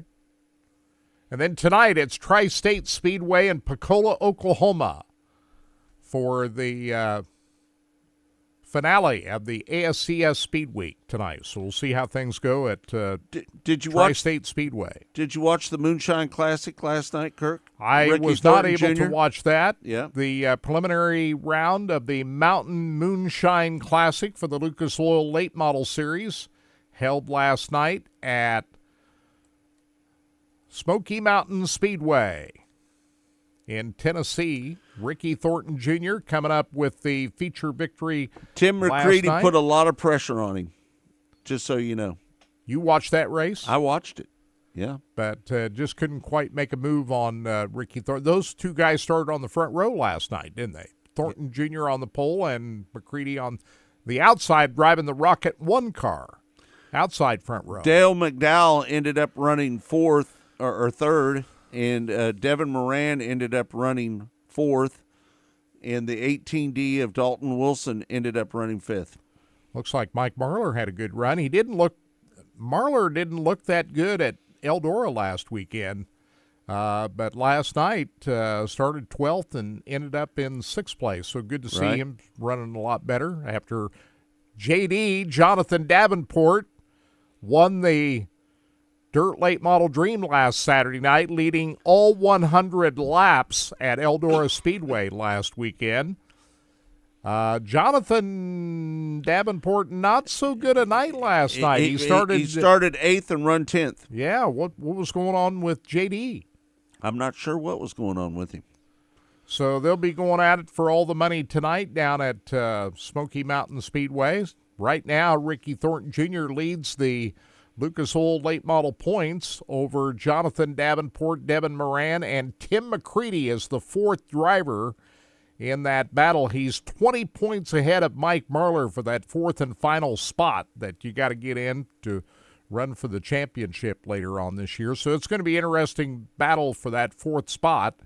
And it's very close right now. 20 points separate Tim McCready and Mike Marlar, with Hudson O'Neal 40 points back in sixth place. Hudson O'Neal, you remember, won the championship last year driving the Rocket 1 car, but now Tim McCready's driving that car. Nick Hoffman is ahead of Brandon Shepard by 4 points.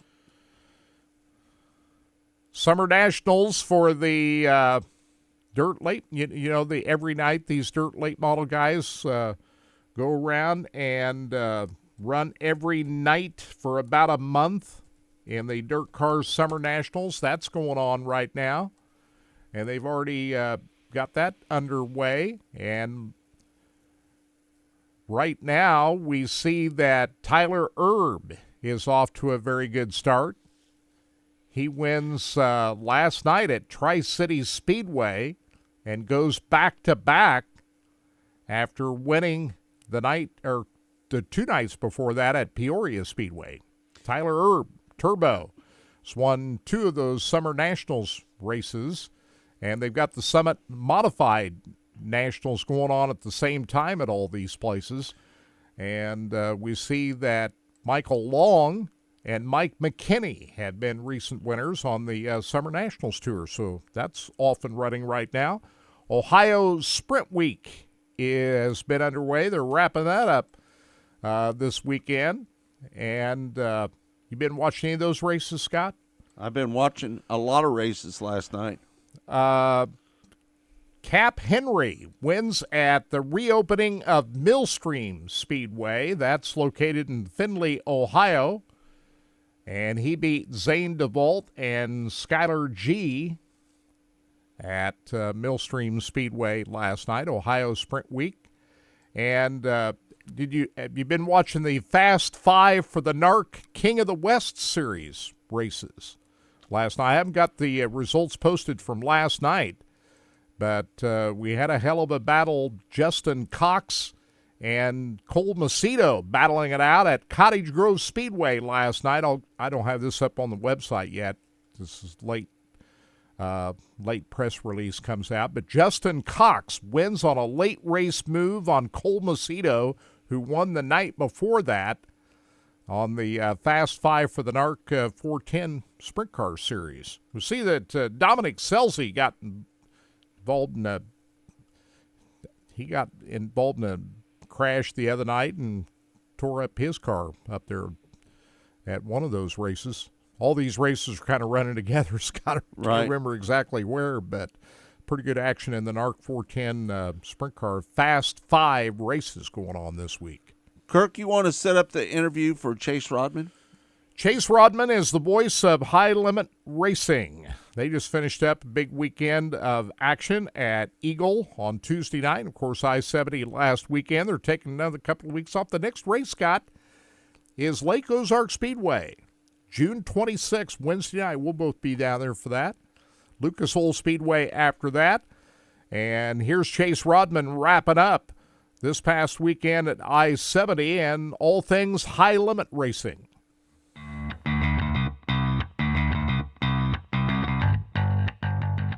We were thrilled to watch the High Limit Series race out at I-70 Speedway. The only problem that I had the whole weekend is that it kind of laid a little rubber down on Friday night. But I think Casey Schumann did a hell of a job widening out that track on Saturday night. What are your thoughts on that? Yeah, absolutely. Friday was definitely tough. I thought the heat races and the dash were fantastic. It was super wide. It was very slick, and it was exciting there through the first, handful of laps of the feature even. But then, as you guys mentioned, it kind of took rubber towards the end. Still ended up being a decent race with, Corey Day making a late move on Chase Randall to seal the win. But then on Saturday, you kind of tell when you show up to the racetrack that it was a complete 180 from where, if you showed up at 2 in the afternoon on Friday compared to 2 in the afternoon on Saturday, looking at the racetrack, they were trying a lot of different stuff to try and, get it to where it wouldn't take rubber and also have 2 lanes at the same time. Right. And I think it definitely worked. We had a top, and then Anthony Macri may have been the best guy on the track there at the end of the race on the inside of the racetrack. So, sometimes it's hard to get big tracks to race good, but I think on Saturday they got it about as good as you can there. So, still was a good race. Just Rico was the dominant car. Going to be tough to beat him off the front row. And Chase, I think we said this last week, that there is a plan that Casey Schumann wants to have here that I think is a good plan, but it's going to be a work in progress. It is. Now, Port Royal had a lot of years to get that track to where they can get it consistent every week. They got a lot of practice doing that, and it's different dirt. This racetrack, it's going to take a little bit of time to get exactly the way you want it when these sprint cars come to town.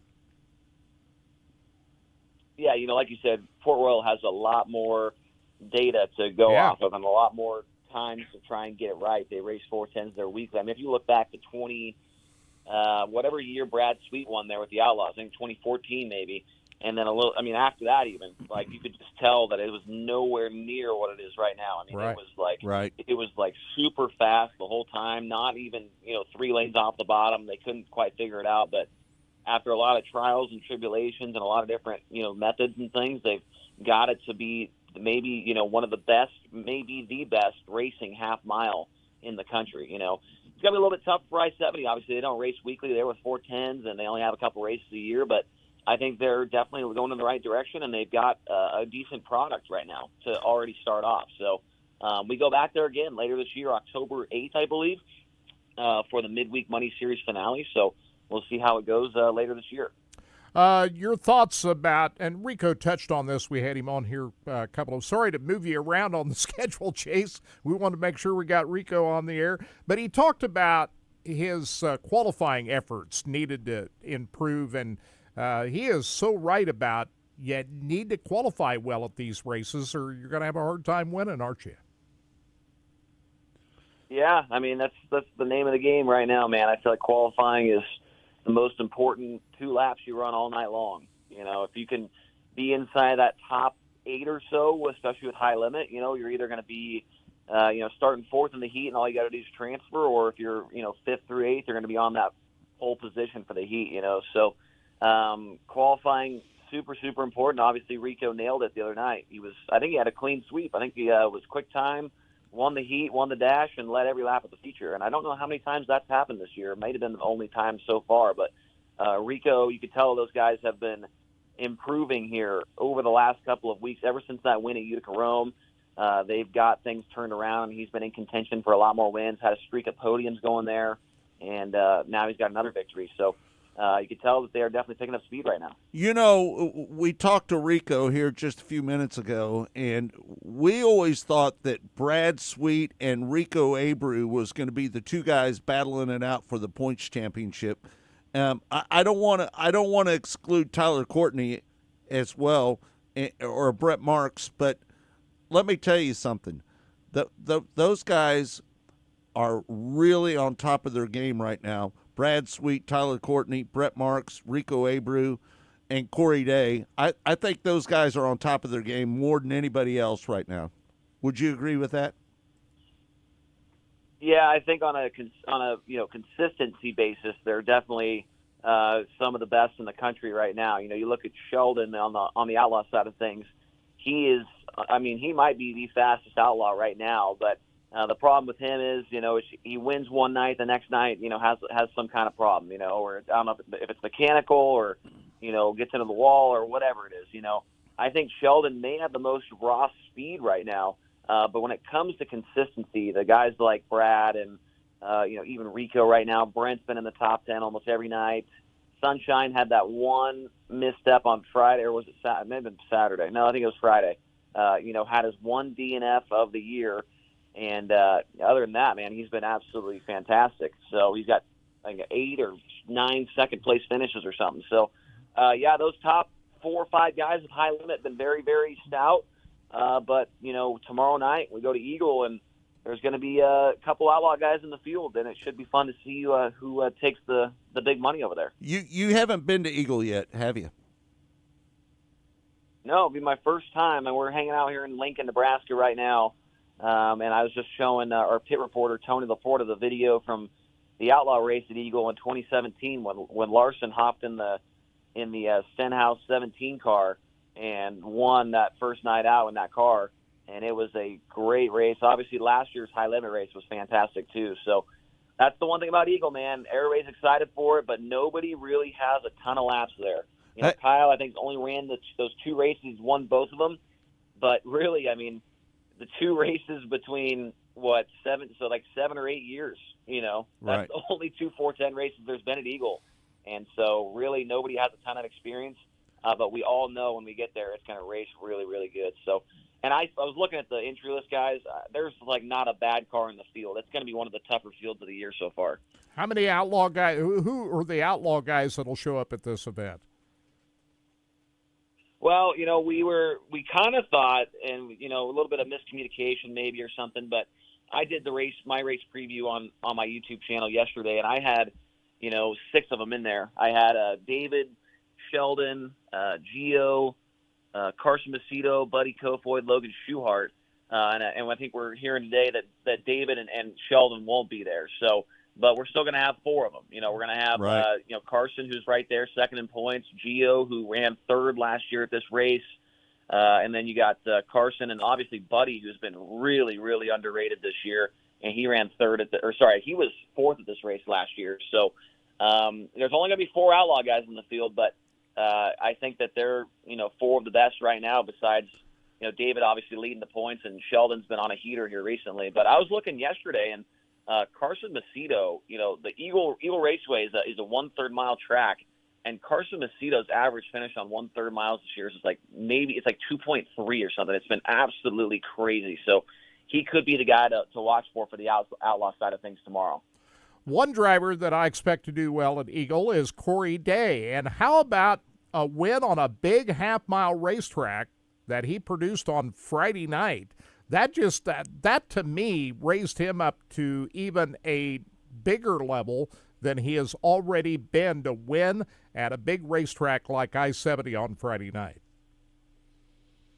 Yeah, you know, a couple weeks ago you walked through the pits and Corey Day was just not excited to be there when it came to being at a big racetrack. They definitely didn't have the setup dialed in. Either it was the setup wasn't dialed in, or just maybe he wasn't really dialed in on tracks like that. And so, you know, we've already seen how good he is on small racetracks this year, and now for him to win on a big track, I just think that his confidence right now, and then, I mean, even he was in contention on Saturday too. You know, he was right there in the podium position, and then got into the wall or something and blew the rear end out of it. You know, so he is really, really good right now. I think he's going to be a contender for the win tomorrow night at Eagle. That track is a place that is right up his alley. He was there last year, ran 9th or 10th, but, you know, he didn't have all the pieces together that he has now, you know, and he hasn't won at that time he hadn't won all the races he's won now and had all this experience, you know. So I think for sure he is going to be a guy to watch for.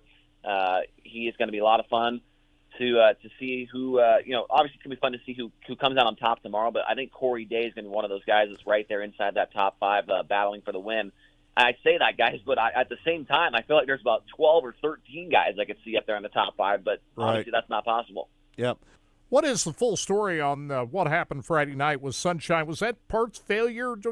What all happened there? On the replay, he just goes into turn 1, and all of a sudden the left front tire just locked up, you know, and at first you kind of thought it was maybe the left front brake got locked up or something. But it was, you know, Tony Laporta reported on it the next day, and I can't remember exactly what it was. Some bearings or something there in that left front. Oh. Something in the left front, some bearings got locked up or something. So, I mean, it's just, you know, probably something that will never happen again, and it happens at the worst possible time. And the one thing is, man, I think they also thought when they went in the work area that it was going to be a left front brake was stuck. I saw, you know, Jake Argo, his crew chief, with like a brake line in his hand, and they were kind of messing with it. And then, you know, really, if they would have just changed out the front axle, they would have had plenty of time to get it in, get it out, and get it back onto the racetrack. But they kind of took too long before they realized that the problem could not be resolved. And then when they went to go change that axle, they just didn't have enough time to fix it all the way, you know. So kind of a tough situation, obviously. And that's going to be maybe a moment this year we look back and say, well, hey, if this didn't happen, well, it would be way closer at the end of the year. Two drivers that have really stepped it up over the last few races are Parker Price Miller and Justin Peck, especially Parker Price Miller on Saturday night had a really fast race car. Parker was really good. He's been super impressive the last few weeks on the road, especially, since it was announced that he did not have a crew chief. It's been him and his crew guys, just kind of a group effort when it comes to, making the setup calls and what they think needs to happen. And they have impressed me. They've impressed, I think, everybody. And they ran third, they ran top 5 at the Weikert. They run third at the, wherever we're just at, I-70. They ran on the podium at Lawrenceburg. They've been in the top 10 and top 5 a lot. They've got things rolling right now in that car, and it's good to see. And also, you mentioned Justin Peck. He has been getting going too. I thought for a moment on Saturday night that he could have maybe won the race. He went by Brad, and he was up to second for a moment, and then ultimately slipped back into the top 5. But there's just too many good cars, man. I mean, I was talking to Brent Marks the other day it was actually a little bit ago. It was at Utica Rome. And I was like, dude, what do you think so far? It's just like it's crazy out here. He's like, I was like telling him, well, I think that right now it's tougher to win with the Outlaws, but with High Limit, it's much tougher to run top 10. He said he thinks it's tougher for both, and he's obviously won with the Outlaws this year, and he's ran with the Outlaws a ton.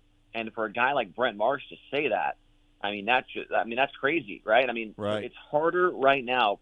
From Brent Marks to say it's harder to run with High Limit, to be in the top 10, and to win races, that says a lot. We've got so many good drivers. I would say there's, each and every night, depending on the track, you could have 12 or 13 of our guys that could potentially win. Tanner Thorson has been solid at certain points in time. A couple guys there towards the bottom of the point standings. They still have good runs every now and again. Chris Wyndham said something the other day about, this series is stupid, and he didn't mean it in a bad way. He's just saying, I'm racing my ass off to run 16th. I am driving my ass off just to run 16th every night. It's just that tough. There you have it. Chase Rodman joining us on Mostly Motorsports. You can listen to Mostly Motorsports every Monday from 12 noon to 2 o'clock. And I think Mostly Motorsports is maybe our biggest show. What do you think, Kurt? On Mondays? Yeah, I think so. Yep. Yeah. People from all around the country listen. People are up at Adam at that time. Some people are still in bed at this time of the day, right? Right.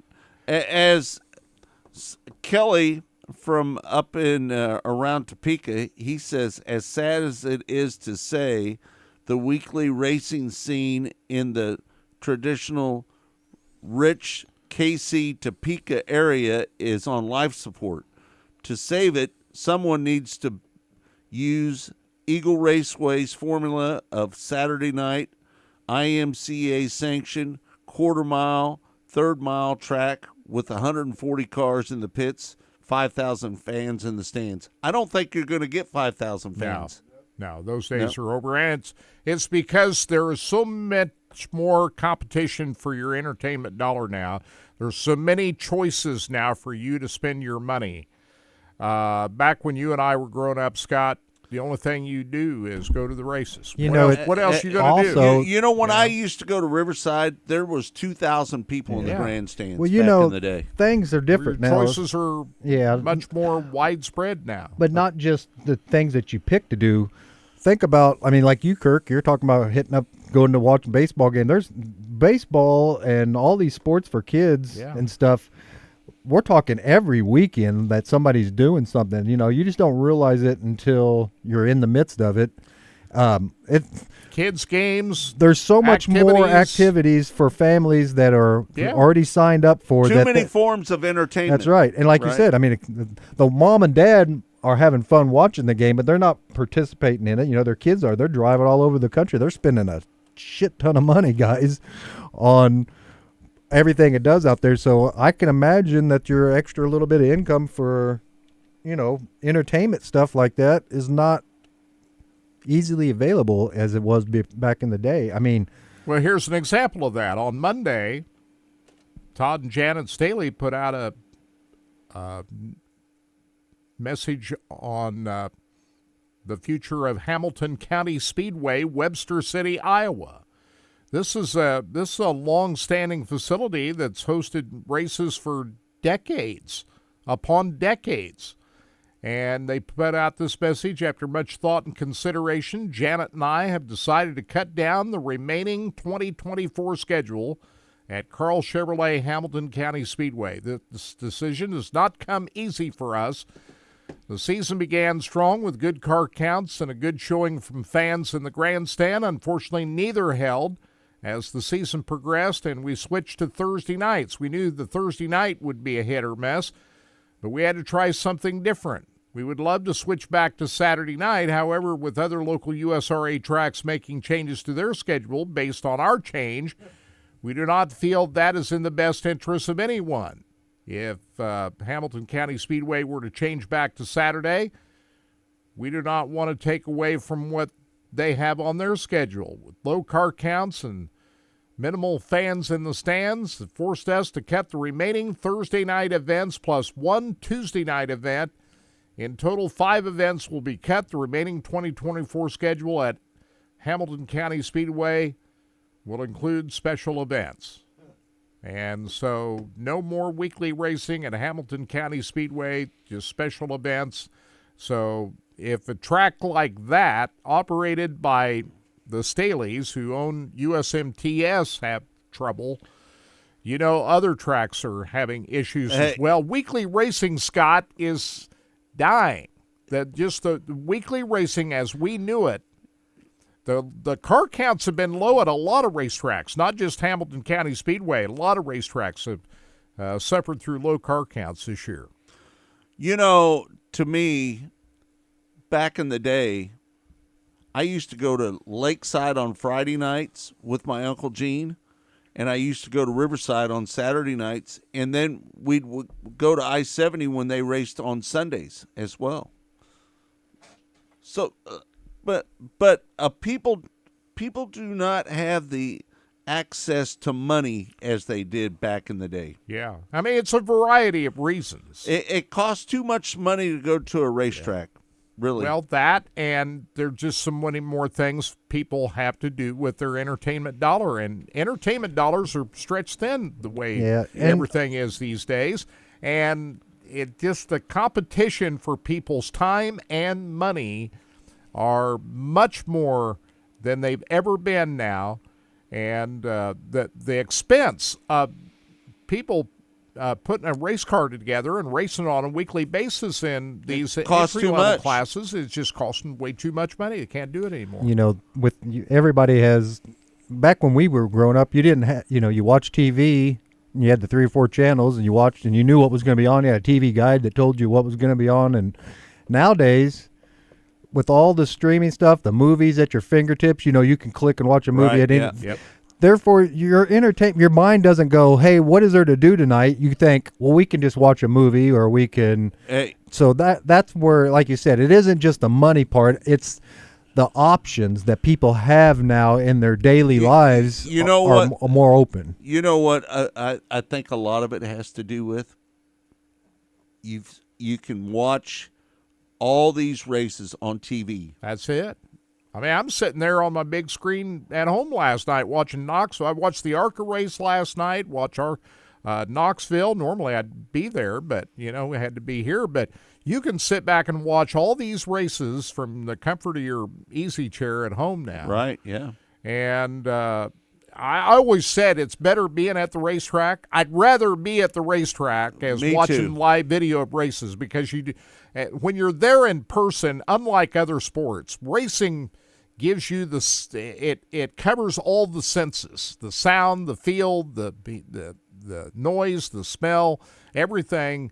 The only way you can capture all that is being there. Other sports, you can watch it on TV and feel like you can watch a football game at home and feel like you're seeing it all. And other sports, racing is not like that. It's always better being at the track. You're just going to see more.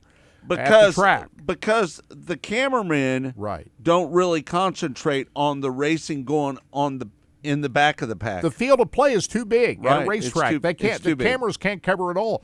But having said all of that, we've made it all too convenient for race fans to sit at home and watch these races. Right. And there's a lot of events that are well attended. And I'm saying that the bigger events that draw the big name drivers continue to be well attended. What suffers is your local racing programs, the Lakeside Speedways, the I-35 Central Missouri Valley, those types of places are suffering because the race fans who ordinarily are close to home, I'll go out here to the Valley Speedway tonight and check out the races. Right. We've made it harder for them to do that because of the live video of these events, races from events that are hundreds, 1,000 miles away. Mm-hmm. And so the local racetrack operation has suffered because of the choices people have now for their entertainment dollar. There's just a lot of things that people can do to spend their money. And when you do get them at the racetrack, you got to deliver the goods. People's expectations are high. When you get them out to your racetrack on a Saturday night, you got to deliver the goods more so than ever before. The expectations of people when they spend their money to go somewhere and spend time on a Saturday night, you got to deliver the goods. Or they're just not coming back. Ken said, have you noticed that Flow has started streaming hot laps to many of their shows on YouTube? Have you noticed that, Kirk? I haven't noticed that. Yeah. So they put them on YouTube for free, right? To try to lure them in to watch, to spend the money to watch the races for real. Is that a tease? Is that like a tease? Why they do that? I'm not sure. We did that when we were streaming. We'd run push hot it laps. out. We'd push it out to Facebook there for a brief period of time just to kind of get people interested. Acclimated and interested. Yeah, so I think, but I didn't realize that YouTube was doing it on. Half-mile tracks are too big a thing of the past. KC population based is big enough to support good weekly shows. Eagle Raceway is proof of it. That's Kelly. He's saying that. He said that they average about 5,000 fans in the grandstands every week up there. Yeah. I know. Oh, man, I know that. Do they really at Eagle on a weekly basis? 5,000? I wouldn't be surprised. Well, that's a lot of people. I don't. If they I don't know if they are, I'm going to just say this. I bet there's not a lot going on in Eagle every Friday night. So. Well, you also don't have I-80 Speedway anymore. So therefore, that racetrack went away a couple of years ago. So Ken says that's the only track in that area now. There are parts of the country that still pack the stands. Yeah, that's what I'm saying. And are still packed weekly. There has too many copycat classes and too much single file racing. Yeah. Right? Well, the weekly when the track rubbers up, that's not good. Now, the weekly operations that I'm talking about are not like weekly sprint car races at Port Royal every Saturday night or, Williams Grove Speedway. What I'm talking about weekly is the entry-level classes, B-mods, they're dropping stock cars, that type of thing on a weekly basis. They're dropping like flies, guys. Where your main classes like B-mods. Yeah, you could go on Facebook Marketplace any day of the week and find a used B-mod or street stock car all day long because these people are getting out of it. They're getting out of the sport. We know it. Well, it costs too much money. The A-mods are gone. All the guys that used to be A-mod drivers are driving B-mods now. The B-mods are so expensive. You're starting to see those guys that are racing, they're dropping into legend cars and other cars. The E-mods. So the money isn't worth the entertainment that you're getting back out of it as a certain driver. Some drivers, you have a good sponsorship. I mean, we just talked about the guy who won the B-mod race. I mean, he has a hell of a sponsorship with 54th Street Bar and Grill. Shadron Turner does. I mean, that guy, he's passing out free cards when people come down and visit him in the pit stalls, and he's giving out free cards for free queso and stuff. That's the kind of relationship you have to have. if you don't have a sponsor that's taking care of you and taking care of people, and you have people wanting to come down, and like I said, it's just a different game. And I think what you're going to have to do, you have to work harder to get people to get the same amount of people out at the track. That's what Ken says. Technology and track prep has ran off the casual fan. Most fans are associated with to a race team. Well, you got to have the big name drivers to draw the fans out. You got to have star power. You got to have star power. NASCAR's the same way, guys. We're looking. I don't understand. I'll get off this, but why in the world would NASCAR keep Dale Earnhardt Jr. from getting a freaking charter? This is the most popular freaking dude who ever rode in your sport, right? Right. And they're doing everything they can to keep him from getting it. Like, he missed out on this last charter. He said, "No, I probably won't be in the charter business again." He goes, "It'll probably be a while before I get."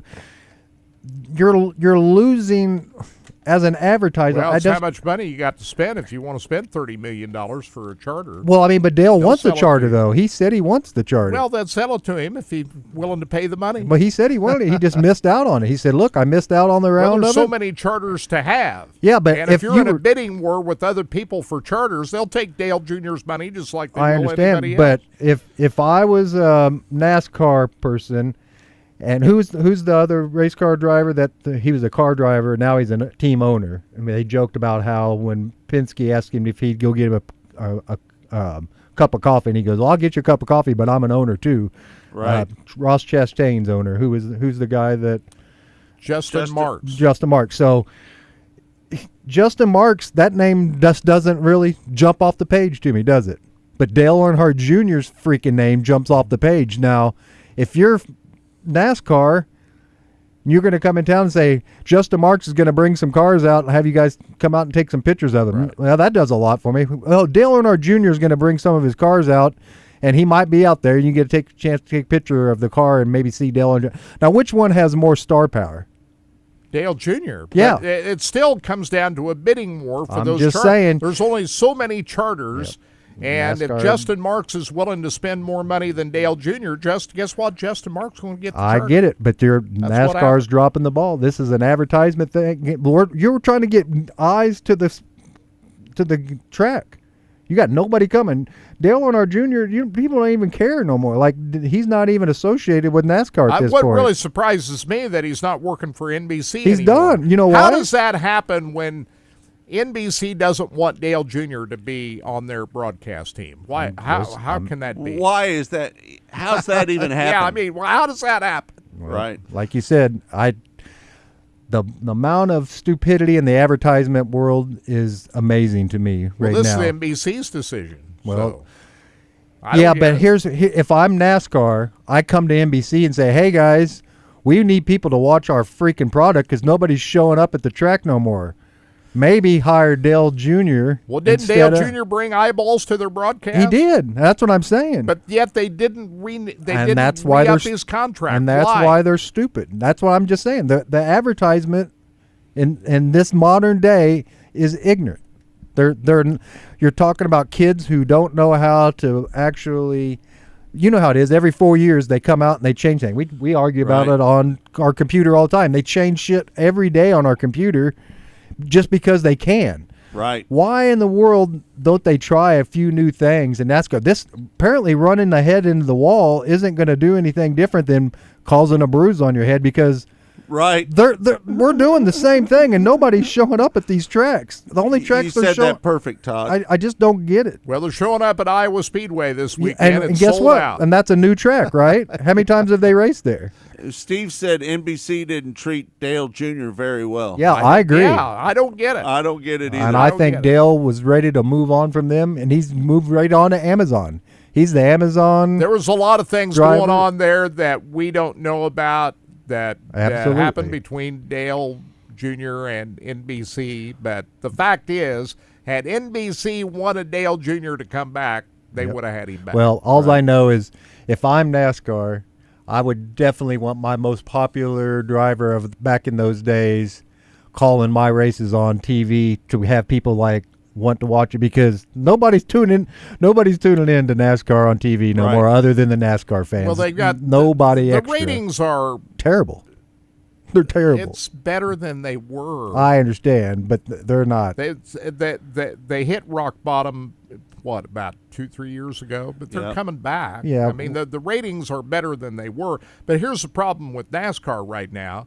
The star power of NASCAR isn't gone. what it was back 20 years ago. You had names. Dale Sr., you had Jeff Gordon, you had Tony Stewart, Carl Edwards, Dale Jr., all these guys were real names. The test is, would I recognize this driver if he walked down the street? If you're just an average person, would you recognize the faces of the current drivers if they just walked down the street in street Christopher clothes? Bell, most of them you couldn't recognize. If Christopher Bell's walking down the Legends on Sunday, on race Sunday, only a handful of people is going to recognize that. Would notice him. Yeah. So here's my thought. That's the test. This is the NASCAR's issue. They need to be pushing these drivers. These guys need to be on commercials.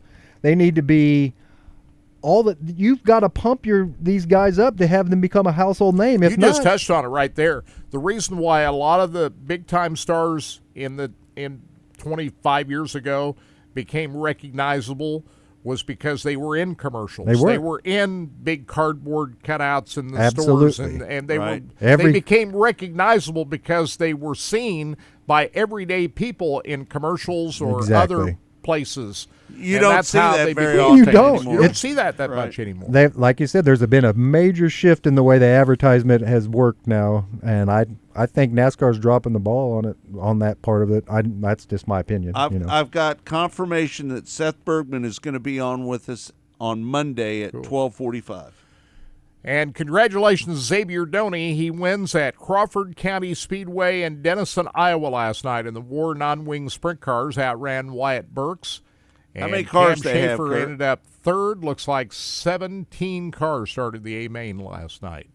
And they're supposed to be at the Shelby County Speedway in Harlan, Iowa tonight. So if you're up in that part of the world, check out some non-wing sprint car racing. And, man, we're in summertime. There's a lot of things going on just everywhere. I had more stories to post and still didn't get them all posted of all the things that happened last night all around the country. But that's what you get when you're in the middle of June now. It's summertime, and there's going to be races every night now, not just on the weekends, but during the week now. So multiple action going on just about every night for here till, Labor Day? Yep. All right, thanks everybody for tuning in to Track Talk right here on RBN, the Racing Boys Broadcasting Network. For Todd Surprise, for Kirk Elliott, I'm Scott Traylor saying thanks for joining us. We'll see you next week right here on Track Talk on Sports Radio 810 WHB and RBN, the Racing Boys Broadcasting Network. We'll see you next week.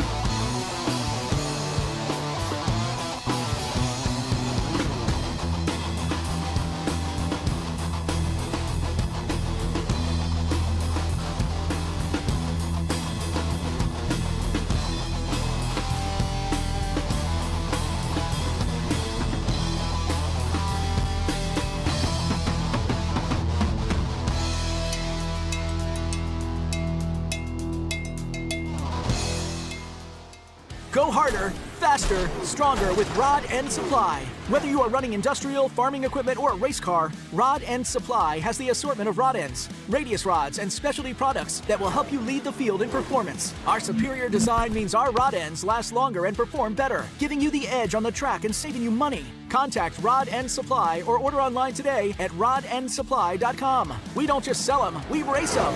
rodendsupply.com. Serving the racing community for over 30 years.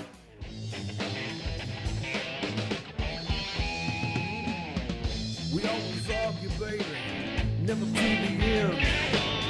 And when it's over, you always win. Now I'm sitting thinking, and I'm worrying. I got the nerves of baby, where you been? I love you, Leah, but you let me go.